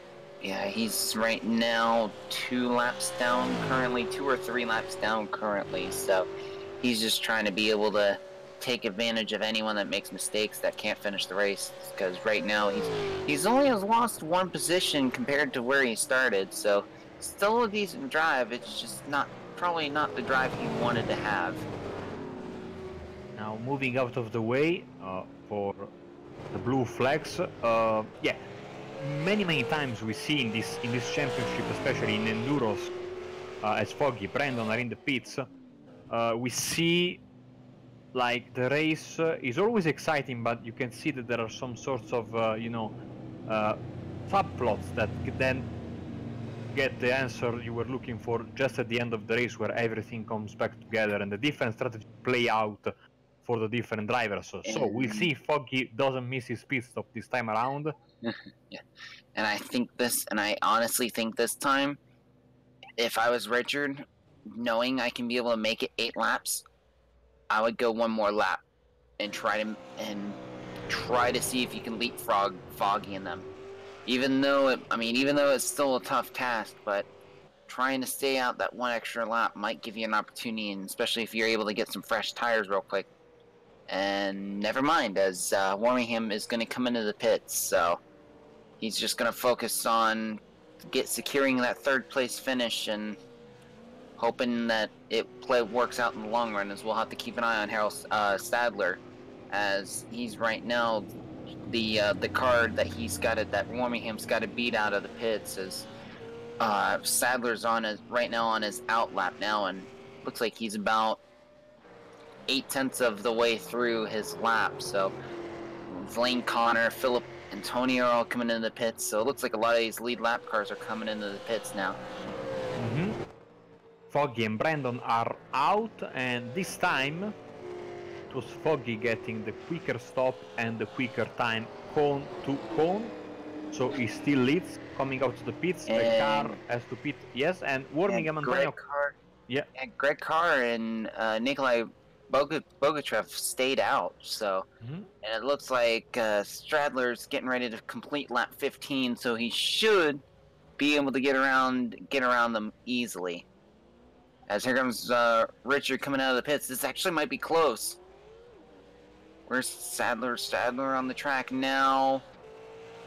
Oh, it's gonna be close. He's got about 3. Oh, it says in here he's got about 3:10. So. Oh, Warmingham! My goodness! Cold tires did him in. Oh man! Now he has to drive the entire lap with big damage. If he still has his faster pair, we don't know. Oh, wow, look at the pendulum effect. Cold tires. Wow. Yeah, that was cold tires. And it looks like he got away with not having any kind of severe damage, it looks like. So he might not have to worry about using his fast repair. He might be good to the end. But that really... times, because that really hurt him. Hit. Oh yeah, that was definitely a big hit.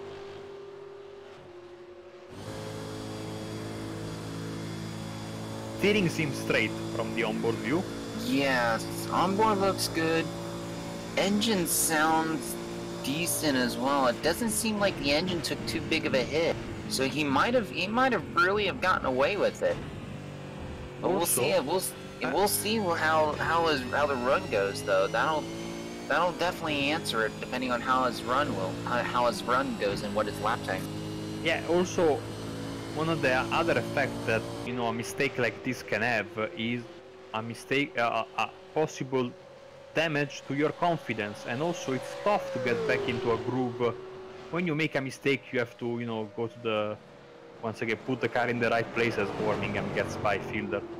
Put the car back into pointing the right way, and of course now driving, and you have to try to forget, and it's not easy, about the mistake as soon as possible. So it's very, very tough, even if you don't have any kind of damage, to get back on track after and get those quick laps in once again after you get scary moment.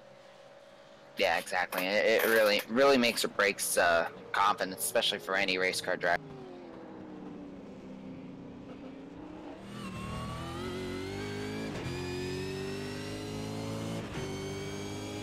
We are on board with David Fielder, Phantom 71 Racing, one of the classic teams in this championship, I must add. Samuel Kumo says in the background that maybe he's doing some kind of fuel saving. What do you think, Tyler? From that right there, it sounds like it, because he got off the throttle very early going into Indianapolis corner. So I think, yeah, even here, look how he's letting off the throttle a lot earlier. I think he's trying to feel safe because he thinks that some of these guys are not going to make it. I mean, 22 laps is still going to be a lot, as especially when we looked at how Nico Foggy and them came into the pits at lap 15, which I would think with running 8 laps that would be the marker to hit, is making sure you can make it to the end when you pit on lap 15, because you add 8 laps to that, you're I want to say, actually, yeah, you'd be like 3 laps, an extra lap to the good, because it'd be about 23 laps completed if you do 8 laps. So it'll be interesting to see what these strategies are going to be, as Greg Carr and Nikolai Bogatrev are both in the pits now. In the meantime, I think there has been, as Fielder goes in, there has been a problem for Ant Woodward. He dropped several positions. And he's now down to P16. Thank you, Samuli, for the replay. The Welsh driver getting into the chicane. Ooh, whoa, look out. Alternative line for Ant Woodward. Luckily for him, that could have been a lot worse, because he was carrying a lot of speed on only a spin. And back on the track. Lucky not to hit anything, because, yeah, if he hit something at that speed, it would have been... Definitely would have been game over for Woodward.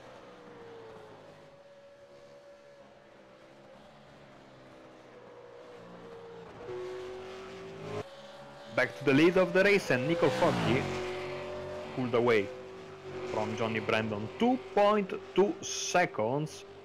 So basically something happened after that first pit stop, because Foggy got a slowdown before the first pit stop. Brandon took the lead, he kept the lead. Then Brandon had a much better first pit stop, but after that, Foggy began, as you can see on the bottom right of the screen, Foggy began to push so hard. He had the fastest lap of the race many times in a row, then completed the move on Brandon, and after the second pit stop the gap keeps increasing. He hasn't looked back since, and I think that is a great drive from Foggy. Not easy to fight with your championship rival, even tougher, I think, when your direct rival for the championship is your teammate. Of course, the race is still not over. We have 5 laps left, so many things can happen, especially in a long lap like here at Le Mans. And it's, even though he has got a couple of seconds, still you have Johnny Brandon 2 seconds behind. So even though Foggy is a great driver on his own, the World GT defending champion, he knows exactly what he is doing, but it's not easy. And also, like Tyler was saying a few minutes ago, massive gap between these 2 guys and the rest of the field. I think Stadler now is 1 minute behind it. So really, they have been the class of the field. Of course, 2 big what ifs. One is, of course, Galahov, and the other is Tony Klusterman. Galahov is out of the race, and Klusterman is sitting in P9 after an extra pit stop, as Carr and Wormingham make contact. And Carr's got some significant damage on the right-hand side, as well as Wormingham on the front left. So that was definitely a coming of the minds there between the two. So we'll see how we'll see if they can try to be able to catch up now. But with both of them making contact, I think Harold Sadler is going to be loving this, especially with pitting the 1 lap early. If he wants to, he could be able to play a little conservative, as Carr and Warmingham still has to play aggressive. Oh, I heard someone, I heard some tires squealing in the background. Don't know who that was. That did not sound good at all. Now, of course, once again, we've seen, and we said this many times this tonight, these drivers were very, very lucky. That could have ended a lot worse. That was a very, very hard contact at a very unfortunate angle that could have sent both cars into the wall in opposite directions. Oh, absolutely. Only a big scare and maybe some cosmetic damage, but the car seems to be holding on nicely. And you are right, Stadler, of course, when you fight with your opponent and there's a guy you both are trying to catch, is never a good idea. Of course, it's easy to say it from here, and many times when we've been in the car, I can at least tell this for myself, I've been in the same situation and still I keep fighting with my opponent. It's always tough to say no to a good scrap, especially in the V8 Supercar, as Warmingham is trying to get the move done, but not going to be possible, at least this time around, in the first chicane, as we are in lap 18 out of 22. Yeah, now it's 5 laps to go, sorry, not before. Yep. Now it's 5 laps to go. Yep, and with Greg Carr is pushing and he's pulling ahead of Warmingham right now, but then also he's catching up to Sadler. Sadler, all he's got to do is just play it safe, run his lap times, and right, because I mean, right now, Richard Warmingham ran a 4:04, and we really can't take into play of Greg Carr's lap time because Greg Carr was on an out lap. So Greg Carr is going to be pushing that car, so we really won't see what his lap times are until he comes down the line this time. But right now, Harold Sadler, he's got about a 7-second gap, and if he can keep that gap at a decent, like around, I want to say about 4 or 5 seconds, if he can keep it above that, Sadler will keep his 3rd place, and that'll be a great finish for him, especially starting 14th in the race.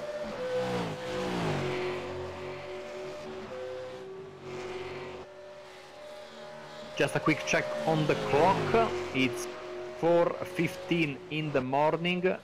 We might see some, little bit of sunlight maybe towards the end of the race. Like you were saying, on the right side of your screen, the track temperature and the air temperature are 18 degrees, which is the minimum, by the way, the iRacing software can reproduce as of now. Things I think will change in the future. 36% humidity. The wind has stayed constant at 13 kilometers per hour and still part cloudy. So, but of course the track temperature getting way lower in the night. Of course this will change everything because the braking zones are different. There is more grip, and of course the tires take a little longer to get into temperature, but then they last a bit longer because the track is so cold. As Warmingham goes for the inside on Carr, that is a very brave move. Yeah, and looks like he might have the run though. Late braking as well. It's going to easily get around. Now he's got to make sure not to overcook the tires. Oof. A little bit of a lockup from what it sounded like, but he was able to make the pass stick. That front left of his car looks like a modified race car. To be honest, I just noticed yeah. It's completely out of the car. Basically, yeah, that body panel was definitely torn, definitely ripped when he made contact with Greg Carr, and I have a feeling Greg Carr's probably got the same scenario on his right side as. Carr not happy to sit in P5, will go, I think, for the position once again, as the leaders start lap 19. Sorry, they are already on the Mulsanne straight of lap 19. 4 laps left. Now, of course, this being a timed lap race and not a timed race, it's a little bit easier to get your fuel strategy right. Not, of course, easy, but still, you don't have the problem of when the leaders get the white flag, if it gets thrown the white flag in a tough, in a weird moment, you might have to do like whole extra lap or than predicted, and that of course is problematic for your fuel strategy. We have laps, which is I have to tell you, they do laps in Super GT even for the endurance races, and that's format I absolutely prefer. You don't have situations like we had at Daytona a couple of weeks ago in real life where we lost massive chunk of time in the just due to the heavy rain and that. Yeah, that was fun. Shoot, I had to experience some of the rain too, especially when I was working. So yeah, I can attest to that. It was not fun. You know, I always think under the assumption that the United States are so big, so if it's raining in Daytona, maybe it's not raining in Orlando, no? But yeah, it was just that way that the whole storm system was. It was covering practically almost the whole state. So we're keeping an eye here. Greg Carr and Richard Warmingham again. This time Carr's going to get around Warmingham.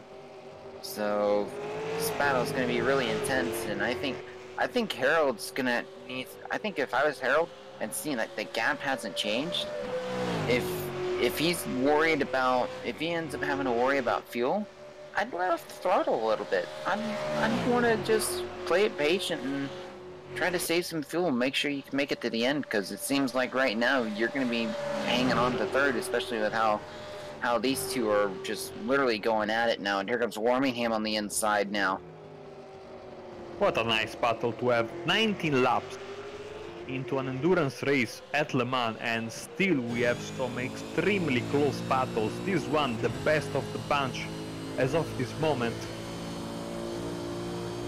These drivers are so evenly matched. One lap is in front, the other lap is the next one in front. And thanks to the long straights, they have some massive runs, as Warmingham has a little bit of a thought about going for it at the Mulsanne Corner, then thinks better of it.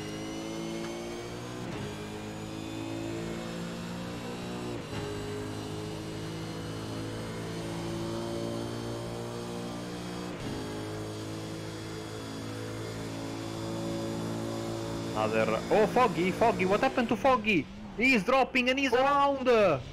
Oh man, Foggy's not gonna be happy with himself. And Warmingham also is a problem, I think. So everything is happening right now. At the chicane, the slowest corner of the track, Foggy. Oh, he just loses it at the end. Looks like a light tap of the tire barrier, but he's on back underway. Let's see what happened to Warmingham now. Oh, he got on the AstroTurf. Went a little wide. He's gonna have a slowdown penalty because of it. Oh, disaster for the two XVR drivers, and ironically, it's two XVR drivers that profit from it, because now O'Connor is in front of Warmingham, and of course Brennan is in front of Foggy, as Michael Mueller is very an issue coming out of Mulsanne, I think. Let's see what happens here. Coming into the first chicane. Oh, actually no, that's little tap. Oh, 23. Unfortunately, that was Glatskov. Glatskov, just innocent victim in that. Wow. Man, I think this kind of locked up the top three for, especially after the scenario with, so we got Gregory Croft slow. I heard Mueller. Someone go wide. Mueller's into the tire barrier. My goodness, everyone's all over the place now. Final few laps of the race, everyone throwing everything they have, but the biggest moment by far is Nicole Foggy spinning in the final corner of lap 19, giving Johnny Brandon the race lead. And now I think even if Foggy can push as hard as he pushed earlier in the race when he had the sequence of fast lap after fast lap, I don't think he is going to be able to catch Johnny Brandon unless Johnny Brandon makes a mistake. And this is a, you know, Nicole Foggy deserved this win. Of course, the deserved winner is the guy that finishes first, but he had a great start. He lost the lead to Sloan. Bad pit stop. Comes back. Fast lap after fast lap. Gets back into the lead. Pulls away from his opponent. Another good, this time a good pit stop. And then at probably the slowest, easiest corner of the track. It's unbelievable, Tyler, how crazy this sport can be sometimes. Yeah, and Foggy's gonna be hitting himself over it, but I think Foggy's now is just playing it now, patient, and just taking his medicine, and just, I think he's just gonna walk away with second, because Foggy's probably pushing right now, but I don't think Brandon's still just gaining a little bit of gap onto Foggy. I mean, they've got almost a minute and 20-second gap on Harold Stadler, who's still 7 seconds ahead of Greg Carr. So I think for these top three, they might as well just accept where they're at, take the top three, and they're going to get a lot of points out of this for the championship, and just take what they can, and more or less be happy with it. I mean, Foggy's going to be pushing a lot, so we'll see what happens here. Right now we've got 2 laps to go as we're completing lap 20 now, so it's going to be a lot of time for Foggy to catch up, and I don't think Foggy's got enough time to be able to do it. He was 1 second quicker than Johnny Brandon in this lap, but I don't think it's going to be enough, as we are on the penultimate lap of the race, starting right now for the 2 leaders. Johnny Brandon, number 1, XVR racing team. Nicole Foggy in second place, same team, different car, driving the Olden Philip Antonia. Has a little bit wide there. Tony Klusterman, where is Tony Klusterman, by the way? Because he is in 9th. He is in 8th place, I think. Oh, with sorry. Bogatairev right behind him. So he finally caught up to Bogatairev. I don't think he's going to be able to catch up to Antonia, Warmingham, O'Connor and the rest. Of course, we have to remember he's basically running with an extra pit stop in his lap, so in his final time, so in his race time. So of course he stopped 1 time more than almost everyone. And that in the end is something that really can affect you, and it will, because you are giving away 30-40 seconds to your opponents, and every second is precious, even in this very, very long endurance race. Tony knows it. And looking at it as well, I mean, accumulating for that 30 seconds, if he didn't have that extra pit stop, he would be right now in 3rd place in front of Harold Stadler. So if Stadler's got to be enthusiastic right now, and as long as he can keep the car on track and still run a decent pace that Greg Carr cannot catch up to him, this will be a great drive by Harold Stadler. As he started 14th, and he's gonna right now running in 3rd, which he's gained 11 positions, the most out of any driver right in the field. So a great run by Harold, and he's definitely got to give himself a pat on the back for how he's running tonight. Absolutely, he really deserves to be on the podium. 11 positions gained. He just has to keep it nice and clean on the black stuff for 1 more lap and a half. I want to say a big thank to Tyler for jumping in, for Famuli, a heroic effort behind the cameras. He is not feeling good at all. And thank you to the traffic system here in Rome, because surprisingly didn't find many cars on the way from the Vallelunga racetrack where I was today on here, so I was able to jump in at the last second. Great effort, we made it work, and it was, I mean, well worth the effort because this has been a fantastic race. And of course, don't forget, tomorrow we have the Apex Racing League Formula Renault 3.5 Championship at 2 p.m. GMT, 2:30 GMT, live from, I don't remember where, Imola, live from Imola, of course. To be a fantastic day of racing. And on Monday, the BSR MX5 Amateur Cup, as the gap. It's way less than what I was expecting. I wonder if Brandon made a mistake somewhere and we didn't see it. Cause the gap's 0.7 and we're on the final lap now, and this is gonna get interesting. So I tell you what, Foggy is pushing. He was out of the final chicane. Oh my! And look at Johnny Brandon. 4 minute lap time, 4 minute 0.5 lap time for Johnny Brandon. Nico Foggy almost purpled, 3 minute and 57.39, over 3.2 seconds he made up. So Foggy is pushing. So jeez, trying to think of the best reference, but I can't think of a clean reference right now. He is, I mean, that's just how hard he is pushing this car. So this is gonna get interesting.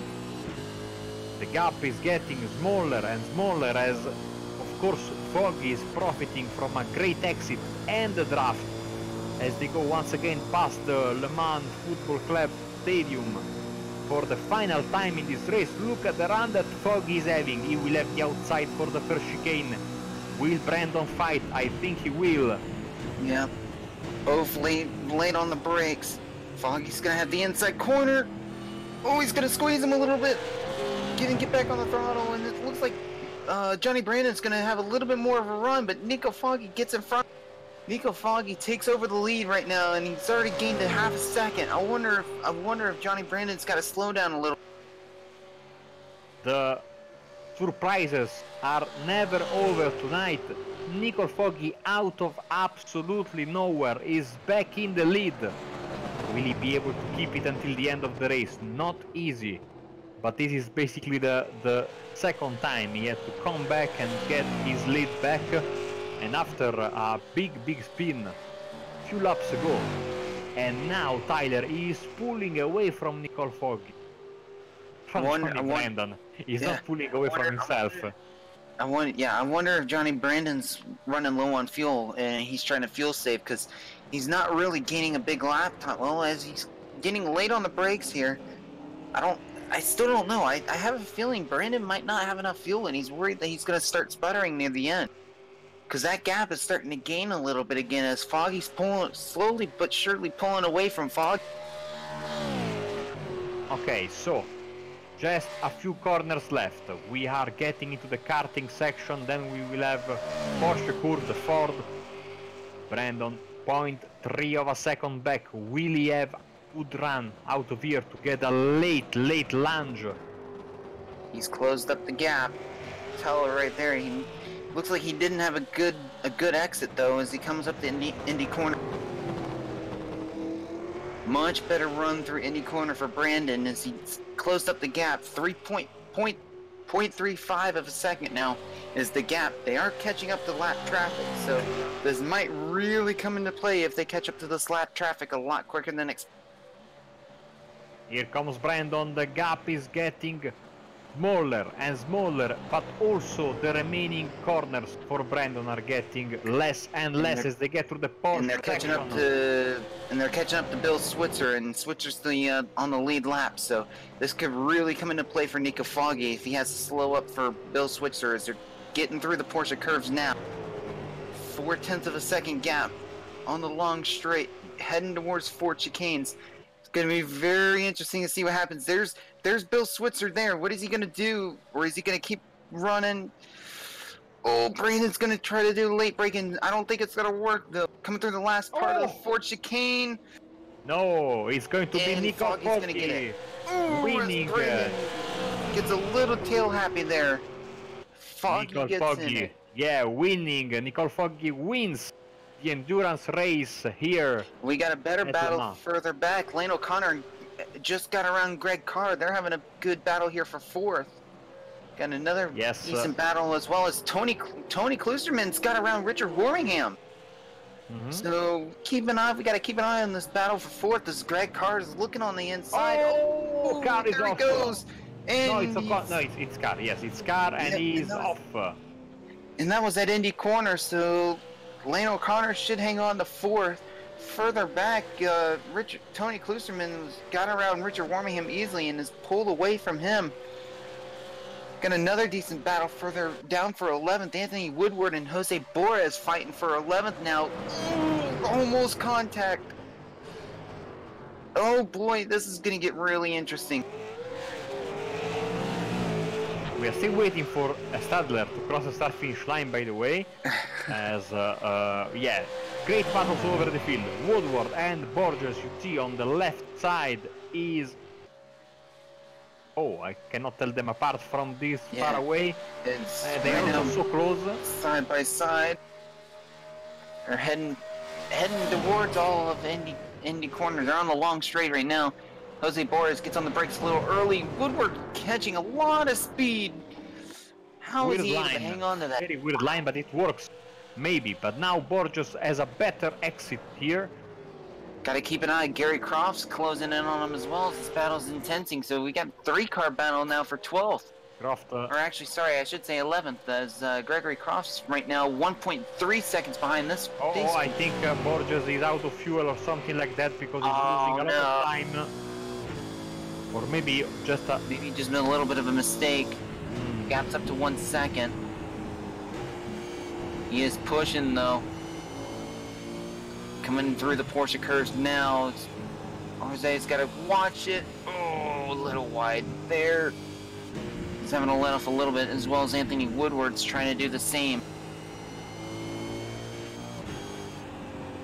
Oh, he just pulled it a little wide. He's going to have a slowdown, which is going to give Gregory Croft an opportunity. Here comes Croft.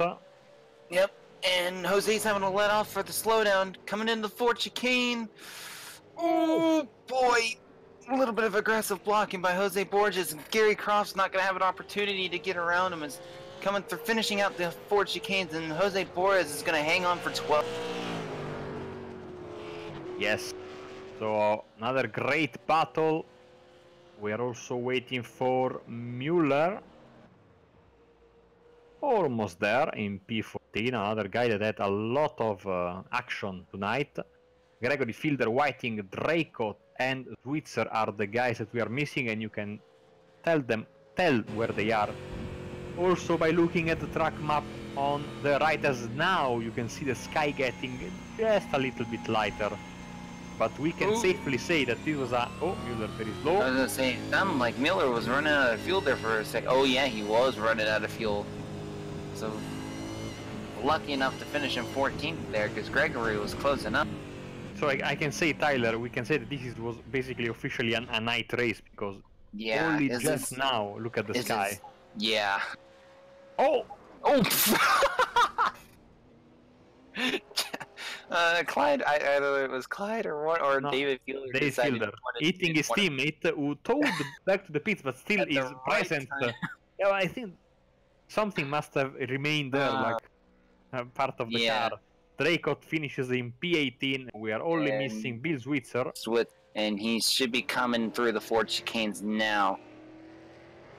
Finishing in 19th place. Gained 4 positions from the start, so still a great run by Switzer.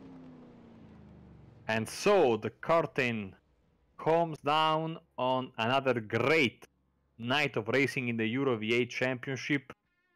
At the first ever night race in the history of the championship, and it was an absolute cracker. And we are just waiting for the race results to come up on your screen, and then hopefully a little bit of an interview session. But yes, Nicole Foggy, race winner, 0.2 second over Johnny Brandon. These two guys fought for the entire night over the race. Harald Stedler, fantastic podium, great strategy from him. I think Tyler called it strategy earlier in the race. Leno.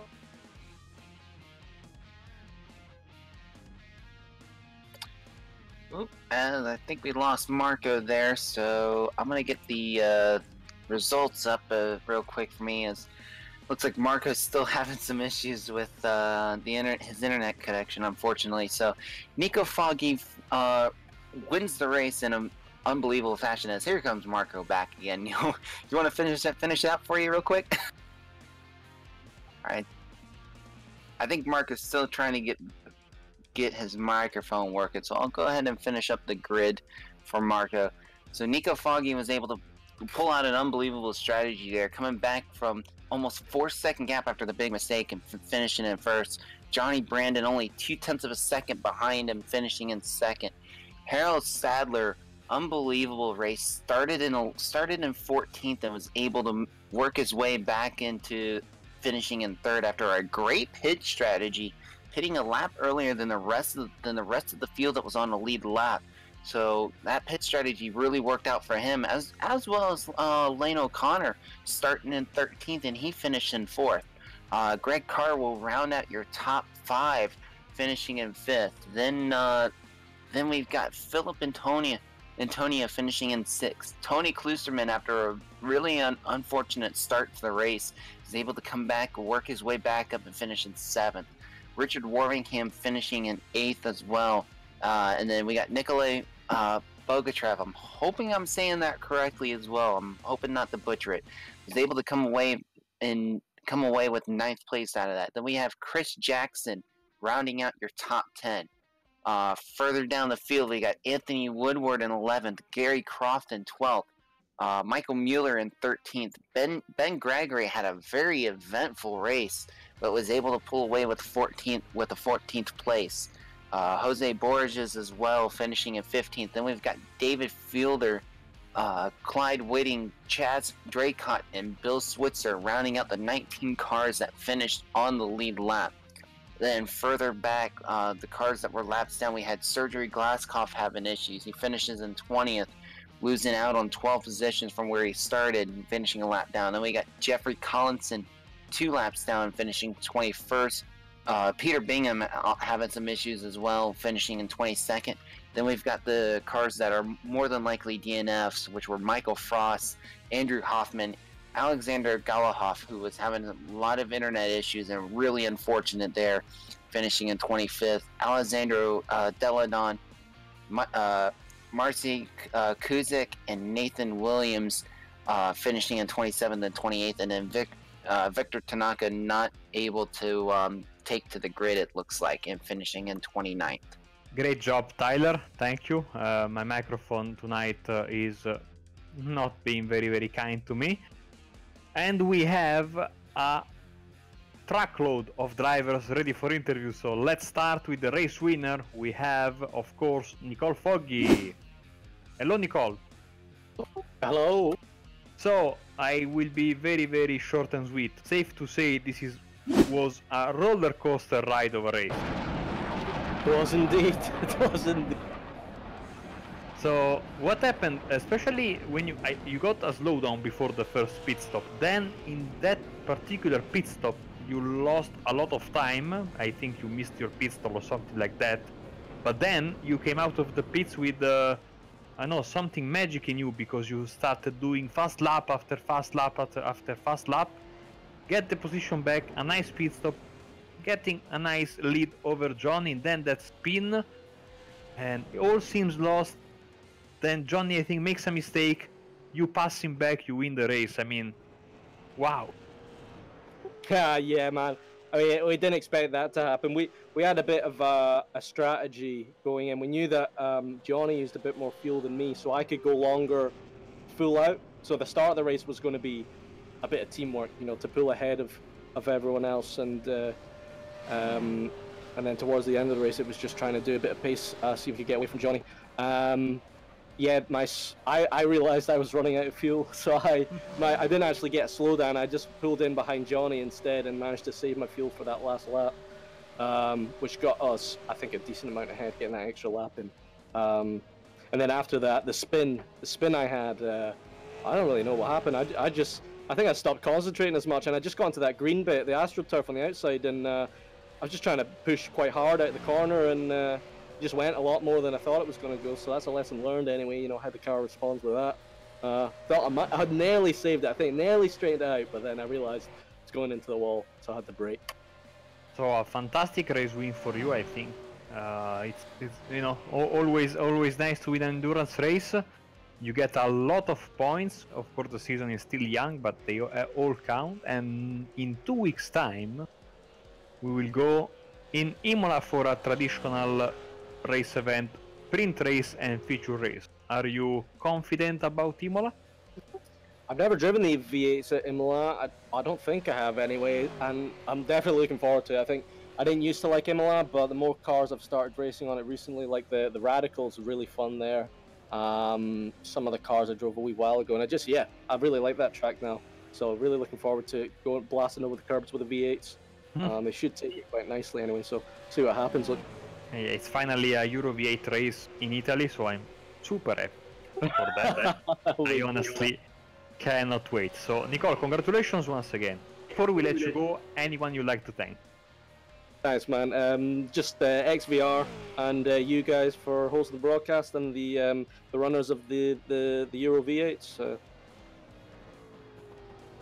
Thank you very much, man, and we will catch you in 2 days for the World GT, I think. So. All right, man. I'll catch you soon. Okay. And that was Nicole Foggy, and now, going in order, podium, P2, Johnny Brandon. Hello, Johnny. Hello. So I will ask you the same questions I asked to Nicole just a few seconds ago, and I will start with saying the obvious, once again, that was a roller coaster ride of a race. Oh, it was great. Really enjoyed that. So, walk us through your race, because that battle with Nicole lasted long, the entire race basically, and in the final stint, you both were, trying to give away the race win to the other, and in the end you succeeded. Yeah, it was the first stint we were pushing for the 8 laps, so we were sort of fuel saving, the pair of us, and just cruising along. Well, we were, but we both needed to get to the 8 laps. Then in the second stint, I needed to do some fuel saves. We got separated for some reason. I don't know why. My pit stop seemed to be really quick, and I tend to use a bit more fuel than Foggy for some reason. So I had to do a bit of fuel saving, which allowed him to catch up. And then the next stop, his stop was a bit quicker for some reason, and I come out not really panicking and just got caught up behind the back marker, and it just cost me that sort of second. It's got me out of the tow, and then that was it. I had to push to try and keep up and get back in the tow, which I couldn't quite do until he had his little moment, and then I had to start saving fuel because I didn't have enough where I'd been running on my own. So it was backwards and forwards. It was exciting from my point of view. It really was, and look, from actually Tyler called it right, because he said maybe you were saving fuel because we didn't get anything on our little event viewer software that we have. It didn't crash, it didn't go off, but that was a very, very exciting finish, and this is always the case in the Euro V8 endurance races. They always come down to the final few. I mean, just like real life V8 supercar, the enduros are never over until the final corner, and this was another prime example of that. I honestly cannot wait for the next one, which I don't remember when it is going to be, the next endurance race. I think Charlotte, of course. If we'd have been slightly closer to that back marker in that final chicane, it might have been a lot closer. I was hoping. It looked like he was going to get caught up, and I just got a little bit too much on the throttle. You got to be so accurate on the throttle with this car to get the drive, or just spin a little bit and you're finished. And it was, if that back marker was a little bit closer, then it would have been a bit more exciting. But it was close. I don't know what the gap was. 0.3 of a second in the end. Yeah, okay. Very, very close. Johnny, congratulations once again for P2. Thank you very much. Before we let you go, anyone you'd like to thank? Just you guys, as usual, for a great broadcast, I'm sure. I think our paints didn't show up for some reason. Yeah, all of you guys from XVR, for whatever reason. Oh, I'm not sure why that is, yeah. That's a shame. We'll get that sorted out for next time because we've got some nice new livery alterations. You probably wouldn't have seen them in the darkness anyway. But yeah, all my teammates, everybody that organises the league, you know, that's it. Can't wait till the next one. See you next time, guys. Thanks. Goodbye. Thank you very much, Ronnie. And now, third guy on the podium. Nice race from him. Great strategy, great composure. Arl Stedler, congratulations for P3, man. Hello, thanks very much. That was a nice race, yeah. Tyler, take it away. Yeah, I think it's safe to say I kind of called your strategy there for a moment. Overall, having an interesting start to say the least, especially starting about mid-pack and 14th, being able to work your way around. And I know that first strategy, that first pit stop, you pitted at right around the lap 8 mark, I believe. And then just being able to do that, pinning that one lap earlier than the rest of the field, end up working out for you. Was that your original intention on pitting that one lap early compared to the rest of the field, or was that just out of the blue moment?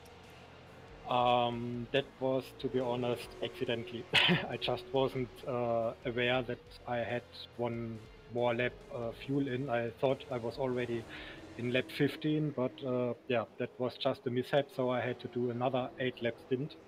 So that was pure luck that Greg and Richard were fighting behind me, so they couldn't close up, and that was lucky for me, so I could save fuel for a second 8-lap stint. Definitely, and especially when you're, especially in that last stint, you had enough fuel to make it to the end. Probably, if you did had to at any point when you looked at the relative, did you ever feel like you probably could be able to slow up a little bit to save fuel, especially seeing how the gap was still holding around 7 seconds near the end? Yeah, I was a bit surprised by. It started about 5 or 6 seconds after my stop with the gap, and I thought, oh, yeah, that's it. So I'm gonna lose these spots, but somehow they were fighting. I could even gain 2 seconds somehow. Yeah, but at the end, I had to admit that was very close. I was a bit very close with the fuel saving, so I had to back up a lot in the last lap, but yeah, it turned out to be good. Yeah, it definitely turned out well for you, especially gaining the most positions out of the entire field with 11 from starting 14th. Definitely great racing by you. And definitely, you guys have any shout outs or sponsors you want to shout out? Well, I don't have sponsors, so only one I want to greet is my team, Atomic Motorsports. I'm the only V8 driver, but they are racing currently in the 12 hours Beth in Bathurst, so I hope they have as much luck as I have. Absolutely. Well, great race again, Harold, and definitely, you'll definitely give them some confidence, telling them when you get back over to Bathurst to tell them how you did here for the Euro V8 Supercar. Great racing again as well. Thank you. And that was Arl Stedler, E3. That will round up our broadcast for tonight. It has been an absolute pleasure to talk with you and get through this broadcast. And once again, I tell you, tomorrow, 2:30 GMT in the afternoon, of course, we are going to have the Apex Racing League Formula Renault 3.5 Championship from Imola. Then Monday and Tuesday we have the BSR MX5, Monday the Amateurs, and on Tuesday the full series at 8:15 GMT. On Wednesday, double header at 19 GMT, we have the Le Mans series, and at 8 GMT the World F3 Championship. On Thursday at 8:15 GMT the Radicals BSR. Friday is off as per usual. Saturday off this time around, and Sunday back with the Apex Racing League Formula 1 3.5 Championship. But until then, from me, Marco Barbanera, from Samuli Kumo, Tyler Vickery, I wish you a good night and happy racing.